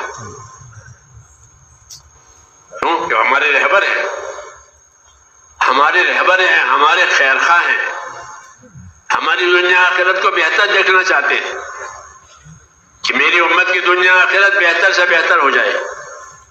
یہ پیچھے نہ رہے، یہ دنیا کے دھوکے میں نہ رہے. دنیا کو دنیا سمجھے اور دین کو دین سمجھے، آخرت کو آخرت سمجھے. اس کے لیے دین کی سمجھ دی ہے ایسے ایسے مثالیں دے کر کے. اس لیے میرے بھائیوں، اصل زندگی وہ تو دینی زندگی ہے. اصل تو دین ہے زندگی میں، جو طریقے ہیں دین کے وہ اصل ہے. اور قیام کے لحاظ سے اصل آخرت ہے کہ وہ ختم نہیں ہوگی، وغیرہ قیام ہمیشہ ہمیشہ کا ہوگا. اللہم لا عیش الا عیش الآخرہ. اے اللہ کوئی زندگی نہیں سوائے آخرت کی زندگی کی کہ وہ باقی رہے گی.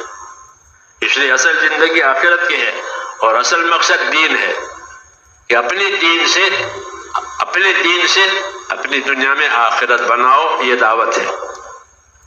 وابتغی فیما آتاک اللہ الدار الآخرہ. اللہ نے تجھ کو جو دنیا دی ہے اس سے تو اپنی آخرت بنا لے. یہ بات قارون سے کہی گئی تھی کیونکہ اللہ نے اس کو بہت دنیا دی تھی، بہت مال دیا تھا، تو اس کو یہ دعوت دی ہے، یہ رہبری کی ہے کہ تو اپنی دنیا سے آخرت بنا. پھر یہ بات اللہ نے ہمارے لیے اپنے کلام میں اتاری. اس کو تو یہ رہبری دی تھی اور ساری دنیا کے مالداروں کو سمجھانے کے لیے، پھر یہ اللہ نے اپنے کلام میں اتارا. قارون والی بات کہ وابتغی فیما آتاک اللہ الدار الآخرہ. جو دنیا جس کو ملی ہے وہ اپنی دنیا سے آخرت بناوے. دنیا سے دنیا نہ بنانے والا نادان ہے. حدیثوں میں ہے کہ دنیا سے دنیا بنانے والا نادان ہے، کہ فانی سے فانی بنا رہا ہے. اور دنیا سے آخرت بنانے والا سمجھدار ہے کہ فانی سے باقی بنا رہا ہے. کہ دنیا فانی ہے لیکن اس کی وجہ سے ایک باقی رہنے والی چیز بنا رہا ہے، یہ سمجھدار ہے. الکیس من دان نفسہ وعمل لما بعد الموت. کہ سمجھدار وہ ہے کہ جو اپنی ذات پر قابو کرے، یعنی اپنے آپ کو اللہ کے رضا والے کاموں میں لگاوے. کہ اللہ کس بات سے راضی ہے؟ کہ اللہ تو دین سے راضی ہے، بے دینی سے راضی نہیں ہے. بے دینی سے راضی نہیں ہے اور بے دینی سے کوئی بھی کامیاب نہیں ہوگا. چاہے حاکم ہو، چاہے تاجر ہو، چاہے زمیندار ہو، چاہے عہدیدار، بے دینی سے کوئی کامیاب نہیں ہوگا. وَمَن يَبْتَغِي غَيْرَ الْإِسْلَامِ دِينًا فَلَن يُقْبَلَ مِنْهُ.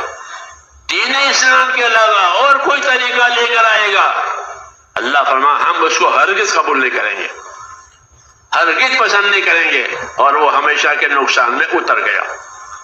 کیوں؟ کہ بات دین نہیں ہے. اس لیے کامیابی کا اصل راستہ جو ہم کو دیا ہے وہ ہمارا دین ہے. اس دین کو پہلے تو اپنی زندگی میں اتارنے کی ذمہ داری ہے. حضرت فرماتے ہیں دوائیں کہ دوائیں اندر اترے گی تو فائدہ ہوگا. آنکھ کی دوا آنکھ میں جاوے تو آنکھ کو فائدہ ہوگا، کان کی دوا کان میں جاوے تو کان کو فائدہ ہوگا، پیٹ کی دوا پیٹ میں جاوے تو پیٹ میں فائدہ ہوگا. کہ دوا تو اندر اتارنے کے لیے کہ اندر اترے کہ فائدہ. نہیں تو فائدہ نہیں ہے. ایسے دین زندگیوں میں آوے کیا دلوں میں یقین بنے, دلوں میں خدا کا خوف بنے. وَإِنِّي لَأَخْشَاكُمْ وَأَتْقَاكُمْ, اور میں تم میں سب سے زیادہ اللہ کی ناراضگی سے بچنے والا ہوں. اللہ سے خشیت اور خوف اللہ کی تابعداری پر لے جاوے, تقوی اور خدا کا خوف اللہ کی نافرمانی سے بچاوے. یہ دونوں باتیں صحیح محنت سے حاصل ہوتی ہے. کہ تبلیغ میں کیا ملا کہ الحمدللہ یقین ملا آخرت کا, اللہ کا اور خدا کا خوف ملا. اب خدا کے خوف کی وجہ سے اب حکموں کو نہیں توڑے گا, طریقے کو نہیں چھوڑے گا, کیونکہ ڈر رہا ہے اور یقین ہے کہ ایک وعدہ ہے اللہ تعالیٰ کا, وہ آئے گا, موت پر ساری باتیں ظاہر ہوں گے. تو یقین اطاعت پر جماتا ہے اور تقوی نافرمانی سے بچاتا ہے. وَلَوْ أَنَّ أَهْلَ الْقُرَىٰ آمَنُوا وَاتَّقَوْا لَفَتَحْنَا عَلَيْهِمْ بَرَكَاتٍ مِّنَ السَّمَاءِ وَالْأَرْضِ. یہ بشارت ہے کہ یہ شہروں میں بستیوں میں رہنے والے لوگ اپنی زندگی ایمان اور تقوی والی بناوے, یعنی ایک طرف یقین پیدا کرے, دوسری طرف خدا کا خوف پیدا کرے. تو پھر کیا ہوگا کہ لَفَتَحْنَا عَلَيْهِمْ بَرَكَاتٍ مِّنَ السَّمَاءِ وَالْأَرْضِ, کہ ہم ان پر زمین آسمان کی برکتوں کے دروازے کھول دیں گے. بدلہ تو بعد میں ملے گا, پہلے برکتیں ملے گی. ایمان کی تاثیر ہے کہ ایمان آتا ہے تو ایمان کی برکتیں آتی ہیں. حضور صلی اللہ علیہ وسلم پیدا ہوئے اس وقت سے برکتیں شروع ہو گئی تھی. ابھی آپ نے کام نہیں شروع کیا اپنی دعوت کا, تعلیم کا, آپ کے وجود سے ہی برکت شروع ہو گئی. مولانا یہ ایسا فرماتے تھے جس نبی کے پیدا ہوتے ہی برکتیں شروع ہو گئی, بھلے آدمی ہو, اگر اس نبی کا کام کرو گے تو کتنی برکت ہوگی. ابھی تو وہ پیدا ہوئے, انہوں نے کام نہیں کیا, برکتیں شروع ہو گئی, تنگیاں ختم ہو گئی. ہاں کیوں کہ نبی رحمت وجود نہ آیا. تو جس نبی کے پیدا ہوتے ہی جب برکتیں شروع ہو گئی ہے, تو اگر اس نبی کا کام کرو گے تو کتنی برکت ہوگی, کتنی خیر ہوگی. اوکے نبی کا کام نہیں ہوا تو پھر کوئی خیر ہی نہیں ہے, پھر کوئی خیر نہیں ہے. اس لیے میرے دوستو اس محنت کا تقاضا یہی ہے کہ ہماری زندگی کہ اللہ کی اطاعت والی بنے, اور جان کو, مال کو, اپنی صلاحیتوں کو اللہ کی نعمت بھی سمجھنا ہے, اللہ کی امانت بھی سمجھنا ہے. کہ جو صلاحیتیں اللہ تعالیٰ نے ہم کو دی ہے وہ نعمت ہے بے شک, لیکن وہ امانت بھی ہے. اور وہ امانتیں اس لیے سونپی ہے کہ امانت کے ذریعے سے حقوق ادا کر کے پھر ہم سے ملو. اللہ کہتے ہیں یہ چیزیں تم کو امانت دی ہے, فلاں فلاں حق ہے, یہ حق ادا کر کے پھر ہم سے ملنا, پھر ہم اس حق کا بدلہ دیں گے تم کو, اور وہ بہترین بدلہ ہوگا, بہترین بدلہ ہوگا. کیوں کہ حق ادا کر کے آئے ہیں. اس لیے کہا کہ نعم اجر العاملین, عمل کرنے والوں کا بدلہ تو بہت ہی بہتر ہوگا. بتایا نہیں ہے ویسے تو اللہ کو استغفار کرے, گناہ بھی معافی مانگے, اس کو بھی اللہ جنت میں اتاریں گے. پہلی امتوں کو بھی جنت ملے گی, پہلی امتیں جو نبیوں کے ساتھ چلی وہ بھی جنت میں جائے گی. ہمارے ہاں بھی کہ کوئی استغفار کرے, اپنے سارے گناہوں کی معافی مانگے تو اللہ جنت میں اتاریں گے. لیکن اللہ تعالیٰ خوش ہو کر کے جو اجر و انعام دیں گے کہ وہ تو عمل کرنے والوں کے لیے ہے, کہ انہوں نے اپنی کارگزاریاں, اپنی ذمہ داریاں صحیح بنائی ہے, ایمان والی, اخلاص والی, تقوی والی. کہ ہاں انعم اجر العاملین, قرآن پڑھو تو یہ مغفرت کے بعد کہ عمل کرنے والوں کا جو اجر ہوگا یہ تو ان کی کارگزاریاں, ان کی قربانیاں دیکھ کر بہتر سے بہتر بنا کر کے دیا جائے گا. نعم اجر العاملین, بہت بڑی بات کہی گئی ہے یہ کہ عمل کرنے والوں کا اجر و انعام تو بہت بڑا ہوگا. اب جس چیز کو اللہ بڑا کہے, بہتر کہے, وہ کیسے ہوگی سوچو. اس لیے حضور نے فرمایا ابشروا, بشارتیں سنو, بشارتیں اور فضیلتیں دیکھا کرو, سنا کرو. ہاں کہ یہ بشارتیں, یہ فضیلتیں ہمتیں بڑھائے گی, آگے بڑھائے گی, اللہ سے امیدوار بنائے گی. فضیلت سنیے, اور ابشروا, خوش رہو, واملوا, اور امیدوار رہو, اللہ سے امیدوار رہو. کوئی نا امید نہ بنے اللہ سے. کتنا ہی گناہ کیا ہو اللہ بہت بڑے ہیں, وہ معاف کر دیں گے. اسے کہا کہ بشارت سنا کرو، فضیلتیں سنا کرو، تاکہ کام میں آگے بڑھنے کی استعداد پیدا ہوئے۔ جتنے فضائل کا جان ہوگا اتنا آدمی کمائے گا، فضائل کا جان نہیں ہوتا تو پھر نیکی کمانے میں سستی اور کوتاہی ہوتی ہے۔ اس لیے ہم کو فضائل سے چلایا، بشارت و چلا کہ ابشروا، خوش رہو، وَعَمِّلُوا مَا يَسُرُّكُمْ، اور امیدوار رہو اللہ سے، نا امید نہ بنو، امیدوار رہو، اللہ ایسے حالات لاوے گا کہ وہ حالات تمہیں خوش کر دیں گے۔ یہ بشارت ہی ہے کہ وَعَمِّلُوا مَا يَسُرُّكُمْ، کہ امیدوار رہو اللہ تعالیٰ سے۔ جب کام کرتے ہو تو امیدوار بھی رہو کہ ہم نے اللہ کا کام کیا ہے، دین پر چلے ہیں اور دین کے تقاضے پورے کیے ہیں، تو انشاءاللہ امیدیں اچھی رکھو کہ اللہ تعالیٰ ایسے حالات لاوے گا جو تمہیں خوش کر دے گا۔ یہ بڑی بات کہی ہے۔ اس لیے مسلمان کا یہ کام ہے کہ وہ اللہ کا کام بھی کرے، اللہ سے امیدوار بھی رہے، نا امید نہ بنے۔ حالات بدلتے رہتے ہیں، کوئی نا امید نہ بنے۔ ہاں، گناہ بھی معاف ہو جائیں گے اور نیکی کا بدلہ اللہ بڑا چڑھا کر دیں گے۔ اللہ کا دستور ہے گناہ معاف کر دیں گے اور نیکی کا بدلہ بڑا چڑھا کر دیں گے۔ ہاں، اس لیے کہا کہ کوئی نا امید نہ بنے، امیدوار رہے اللہ تعالیٰ سے کہ اللہ ایسے حالات پیدا کریں گے کہ جو تمہیں خوش کریں گے، حالات بدل جائیں گے۔ اس لیے کوئی حالات سے ڈر کر کام نہ چھوڑے اور حالات کے صحیح کرنے کے لیے کام نہ کرے، بلکہ اللہ کو راضی کرنے کے لیے کام کرے۔ حالات بدلنے والے ہیں، اللہ حالات بدلنے کے، جیسے رات کو دن سے بدلتے ہیں، دن کو رات سے بدلتے ہیں، جوانی کو بوڑھاپے سے بدلتے ہیں، بچپنے کو جوانی سے بدلتے ہیں۔ یہ حالات ہیں دنیا میں، ایسے ہی دین کے حالات پہ اللہ بدلے۔ کوئی نا امید نہ بنے، اللہ اچھے حالات لاوے گا کہ امیدوار رہو اللہ سے اور کام کرو۔ ہاں، اور فرمایا مجھے اس کا ڈر نہیں ہے کہ تم غریب ہو جاؤ گے، فقیر ہو جاؤ گے، کہ نہیں، کام ہی ایسا دیا ہے برکتوں والا۔ ہاں، برکتوں والا کام دیا ہے، تو فرمایا مجھے تمہارے غریب فقیر ہونے کا اندیشہ نہیں ہے، ہاں مجھے اس کا اندیشہ ہے کہ تم پر دنیا کھل جائے گی، اس کی زینت، اور تم پھنس جاؤ گے۔ یہ مجھے ڈر ہے، پھنسنے کا ڈر ہے۔ اس لیے اس پھانسی سے بچنے کے لیے ہمیں دوستو حکموں والا راستہ دیا ہے کہ اللہ کے حکموں پر، نبی کے طریقوں پر اور حضور صلی اللہ علیہ وسلم کی سنتوں پر، آپ کی سنتوں کی تابعداری میں زندگی گزاریں، پھر دنیا کا کوئی خطرہ نہیں ہے، بلکہ سنتوں کی اور حکموں کی تابعداری کی وجہ سے اللہ تعالیٰ راستہ دکھائیں گے، آگے بڑھائیں گے۔ والذین اہتدوا زادہم ہدی وآتاہم تقواہم، کہ جو بتکلف اپنی محنت سے ہدایت کا راستہ اختیار کریں گے، اللہ انہیں ہدایت پر بھی رکھیں گے اور ان کو اپنا تقویٰ دیں گے۔ اور جب تقویٰ مل گیا تو ساری مدد حاصل ہو گئی، ساری آسانیاں حاصل ہو گئی۔ تقویٰ اسی نعمت ہے۔ اس راستے کے انعامات میں سے یہ ہے کہ صحابہ کو تقویٰ ملا تھا۔ کیا ملا تھا؟ کہ تقویٰ ملا تھا۔ حضرت عمر فرماتے تھے اللہ نے ہم کو تقویٰ دیا ہے، اس لیے ہم مال کے محتاج نہیں ہیں۔ کیوں؟ کہ اللہ تقوی والوں کے کام بنائے گا۔ ایک مرتبہ حضرت عبد الرحمن بن عوف نے کہا کہ بیت المال میں جتنا مال آتا ہے سب آپ لوٹا دیتے ہیں، دے دیتے ہیں، تو بیت المال خالی ہوتا ہے، ضرورتیں پیش آتی ہے، اجتماعی ضرورتیں۔ آپ نے فرمایا کہ تمہاری زبان پر شیطان بول رہا ہے کہ ہماری ضرورتیں اٹکے گی، ہماری ضرورتیں نہیں اٹکے گی۔ کیوں؟ کہ فرمایا اللہ نے ہم کو تقویٰ دیا ہے۔ یہ کہتے تھے کہ اللہ نے ہم کو تقویٰ دیا ہے، اللہ نے ہم کو اپنا ڈر دیا ہے۔ ہاں، کہ جس کا جو تقوی سے زندگی گزارے گا اس کے لیے کیا بشارت ہے کہ اللہ اس کو ہر تنگی میں سے نکال دیں گے، ہر مشکل کو آسان کریں گے اور ایسی جگہ سے روزی دیں گے کہ وہ خواب و خیال میں بھی نہیں تھا۔ اسی کا کہ تمہاری زبان پر شیطان بول رہا ہے کہ مال ختم ہو جائے گا تو پریشان ہوگی، کہ مال ختم ہونے دو، مال تو ختم کرنے کے، خرچ کرنے کے لیے ہے، اللہ نے ہم کو تقویٰ دیا ہے۔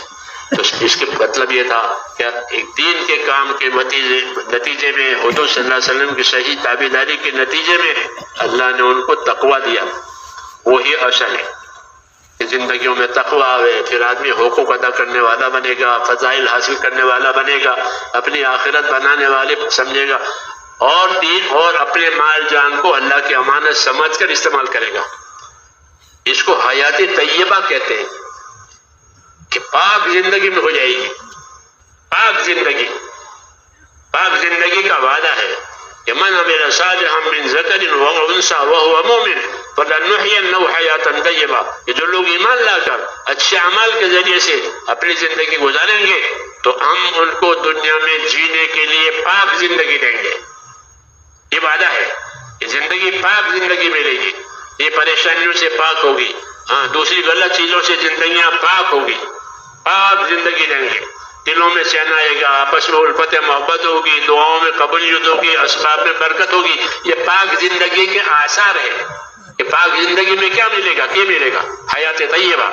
فَلَنُحْيِيَنَّهُ حَيَاةً طَيِّبَةً. ایسے لوگوں کو دنیا میں جینے کے لیے پاک زندگی دیں گے، اس کے یہ اثرات ہوں گے. یہ وعدہ ہے اللہ تعالیٰ کا ایمان اور عمل پر. اللہ کا احسان ہے کہ ہم کو اللہ تبارک و تعالیٰ نے اس راستے کی رہبری فرمائی ہے اس امت کو، اور قیامت تک ہم کو اللہ نے ہم کو اپنے دین کا اور قرآن کا وارث بنایا ہے. ہم دین کے اور قرآن کے وارث ہیں. حضور صلی اللہ علیہ وسلم نے دین اور قرآن ہمارے اوپر چھوڑا ہے کہ میں نے یہ چیز تمہارے اوپر چھوڑی ہے. ہم اس کے وارث ہیں. ہاں دین کے وارث ہیں ہم، قرآن کے وارث ہیں. قرآن رہبر ہے، دین راستہ ہے. راستہ بھی چاہیے، رہبر بھی چاہیے. تو قرآن کریم کو رہبر بنایا، دین کو راستہ بنایا. قل ھذہ سبیلی، یہ میرا راستہ ہے، یہ اللہ نے ہم کو دیا ہے. اب اس کا کیا تقاضا ہے؟ کہ اس کا تقاضا یہ ہے کہ زندگی قرآن والی بنے، زندگی دین والی بنے، رسول صلی اللہ علیہ وسلم کی سنتوں والی بنے. ابن مسعود ڈراتے تھے لوگوں کو کہ یاد رکھو نبی کی سنتیں چھوڑو گے گمراہ ہو جاؤ گے، نبی کی سنتیں چھوڑو گے گمراہ ہو جاؤ گے. اس لیے نبی کی سنتوں کو دیکھا کرو. کھانے میں، کمانے میں، عبادت میں، پہننے میں، اوڑھنے میں ہم کو طریقے دیے ہیں، وہ جو سنت کہتے ہیں. کہ وہ سنتیں رکھو، کہ دین سیکھو، اور دین سیکھنا ہے اور دین کی مدد بھی کرنی ہے. مسلمان کے ذمے ہے دین سیکھے، اپنے آپ کو دین پر قائم کرے اور اپنے دین کا مددگار بنے. یہ دو کام ہمارے ذمے، جیسے میں نے شروع میں کہا تھا کہ ہمارے ذمے ہے کہ اپنا دین سیکھ کر کے اپنی زندگی صحیح بنا کر اس پر قائم رہنا. یہ نہیں کبھی کرے کبھی نہ کرے، کہ نہیں قائم. موت تک حکم ہے کہ موت تک قائم رہو. تو قائم رہنا، استقامت پیدا کرنا، یہ ہمارے ذمے ہے. دوسرا کام، ہم اپنے دین کے مددگار بنیں گے، اپنے دین کو پانی پہنچائیں گے. جس طرح زمین والا زمین کو پانی دیتا ہے، ایسے نصرت کے معنی پانی دینے کے، کہ اپنے دین کو پانی دو، کہ ایسی محنت کرو کہ لوگوں کو دین پر چلنا آسان ہو جائے. ایسی محنت کرو کہ لوگوں کو دین پر چلنا آسان ہو جائے. صحابہ نے یہ محنت کی تھی کہ انہوں نے برداشت کر لیا اور لوگوں کو دین پر چلنا آسان ہو گیا. تو جو لوگ ایسی محنت کریں گے کہ جس کی وجہ سے لوگوں کو دین پر چلنا آسان ہو گیا، وہ انصار کے طریقے پر ہے، مددگار ہیں دین کے، مددگار ہیں دین کے. انصار کے طریقے پر ہے کہ انصار نے ایسا ساتھ دیا کہ لوگوں کو دین پر چلنا آسان ہو گیا. جو لوگ مدینے آئے ان کی خدمتیں کی، ان کے ساتھ ایثار کا معاملہ کیا، ان کا کام میں بھی ساتھ دیا، ان کی ضرورتوں میں بھی ان کا ساتھ دیا. یہ نصرت کا دروازہ اللہ نے قیامت تک کھلا ہوا رکھا. ہجرت تو مدینہ کی طرف بند ہو گئی کیونکہ مکہ فتح ہو گیا، لیکن نصرت کا دروازہ کھلا ہوا ہے. آج بھی ایک مسلمان سے نصرت کا تقاضا ہے کہ یا ایھا الذین آمنوا کونوا انصار اللہ. اے ایمان والو اپنے دین کے مددگار رہو. یہ کہا اے ایمان والو اپنے دین کے مددگار رہو. جیسے ایمان والوں کو نماز پڑھنے کا، زکوٰۃ دینے کا اور فرائض ادا کرنے کا حکم ہے، وہ ادا کرنے ہیں ہم کو، ایسے ہی اپنے دین کی مدد بھی کرنی ہے کہ مل جل کر اللہ کے دین کی مدد کریں. کہ ہمارے کام دین کی مدد کے ہیں، آپس کے مشورے سے ہیں آپ، یہ تاکہ مل جل کر مددگار بنے. مل جل کر کہ اگر مدد کرو گے تو اللہ تمہاری مدد کرے گا، اور تمہارے قدموں کو نصرت کی وجہ سے دین پر اللہ تمہارے قدموں کو جمائے گا. نصرت کی یہ برکت ہے. جب نصرت کریں گے، دین کے مددگار بنیں گے، تو ہمارے اپنے قدم بھی دین پر جمیں گے. نصرت چھوٹ جائے گی تو جیسے پانی زمین کو نہیں ملا ہے تو زمین والے کو بھی کچھ نہیں ملے گا، کیونکہ اس نے پانی ہی نہیں دیا ہے. اور پانی دے تو زمین سے بہت کچھ ملے گا. تو نصرت کا اصلی مطلب یہی ہے کہ ہم اپنے دین کو پانی دیں، کہ ایسی محنت کریں کہ ہمارے لیے اور دوسروں کے لیے دین پر چلنا آسان ہو جائے. دین سیکھیں، دین سکھانا، دین سیکھنے کی دعوت دینا. اس راستے کی ناگواریاں برداشت کر لینا، تو اس سے راستہ کھلے گا. تھوڑی سی ناگواریاں بھی آتی ہے، وہ قربانیاں بنتی ہے، اس کا بھی بدلہ ملے گا. یہ بشارتیں ہیں. اس لیے میرے دوستو یہ ہماری زندگی کا اصلی کام ہے، اپنی ذات سے دیندار بننا اور اپنی ذات سے دین کی مدد کرنا مل جل کر کے، یہ ہمارا کام ہے۔ استقامت بھی پیدا کرو، اپنے دین کے مددگار بھی رہو۔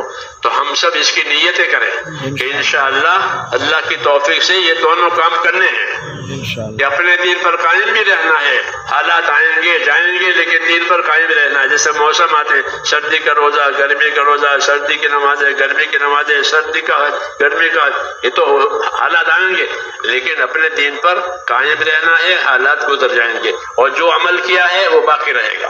حالات نکل گئے اور عمل کیا ہے وہ باقی رہے گا، یہ امید ہے اللہ تعالیٰ کی ذات سے۔ اس لیے استقامت کا حکم ہے تاکہ ہر حال کا حکم پورا ہو جاوے، ہر حکم پر عمل ہو جاوے، تو پھر اللہ تعالیٰ اپنے انعامات کے دروازے کھولے گا کہ اب اللہ کی مدد آئے گی، اور اللہ کی مدد آنے کی وجہ سے لوگوں کا رجوع اللہ کی طرف ہوگا۔ ہماری مدد کا یہ مطلب ہے کہ اب اللہ کے بندوں کا رجوع اللہ کی طرف ہو گیا۔ ہم جس چیز سے دعوت دیتے وہ اب لوگ اس کو ماننے والے، اس کے لینے والے بن گئے۔ وَرَأَيْتَ النَّاسَ يَدْخُلُونَ فِي دِينِ اللَّهِ أَفْوَاجًا، کہ اللہ کی مدد آئے گی تو آپ دیکھو گے کہ لوگ فوج در فوج اللہ کی طرف آ رہے ہیں۔ نبی سے کہا تو یہ منظر ہے کہ جب مدد آئے گی تو لوگ ذوق در ذوق اللہ کی طرف آئیں گے، یہ مدد کی علامت ہے۔ ہم مدد کام کریں گے تو اللہ تعالیٰ دلوں کو اپنی طرف پھیریں گے، اور خوش نصیب ہے وہ بندہ کہ جس کو اللہ خیر کے پھیلنے کا ذریعہ بناوے اور شر کے مٹنے کا ذریعہ بناوے۔ طوبیٰ لعبد جعلہ اللہ مفتاحا للخیر ومغلاقا للشر، کہ خوش نصیب ہے وہ بندہ کہ جس کو اللہ خیر کے پھیلنے کا ذریعہ بناوے، شر کے مٹنے کا ذریعہ بناوے۔ اللہ تعالیٰ ہم سب کو اس حدیث پر عمل کرنے والا بناوے۔ اس کے لیے میرے دوستو اپنی جان مال سے، اپنی ذات سے اپنے آپ کو دین کے لیے پیش کرنا ہے، اور جو جو تقاضے دین کے آئے ہیں الحمدللہ آپ حضرات تقاضے پورے کرنے والے ہیں، ذمہ داریاں لینے والے ہیں، اس لیے آپ کو تقاضے دیے جائیں گے، ذمہ داریاں لی جائے گی۔ جتنی ذمہ داری پوری کی جائے گی اتنی مدد ہوگی۔ المعونۃ علی قدر المعونہ، حدیث شریف میں کہ جتنی ذمہ داری پوری کی جائے گی اتنی مدد آئے گی۔ اور مدد میں سے یہ بھی ہے کہ پھر دعاؤں میں قبولیت آ جائے گی، اسباب میں برکت آئے گی، دلوں میں محبت آ جائے گی۔ جتنے اچھے حالات ہیں وہ اس کام سے وابستہ ہیں جو نبی لے کر آئے تھے۔ نبیوں کے کام کی وجہ سے حالات درست ہوتے ہیں، رحمتیں آتی ہیں۔ یہ کام اٹھ جاتا ہے تو پھر مشکلات کھڑی ہو جاتی ہے۔ اس لیے میرے بھائیوں اس کے لیے نیتیں کریں کہ انشاءاللہ اس کو کریں گے اور کرتے رہیں گے اور دوسروں کو دعوت بھی رہیں گے، اور جو جو تقاضے ہمارے ذمہ، جو جو تقاضے ہمارے ذمہ، جو جو تقاضے ہمارے ذمہ، جو جو تقاضے ہمارے ذمہ، جو جو تقاضے ہمارے ذمہ، جو جو تقاضے ہمارے ذمہ، جو جو تقاضے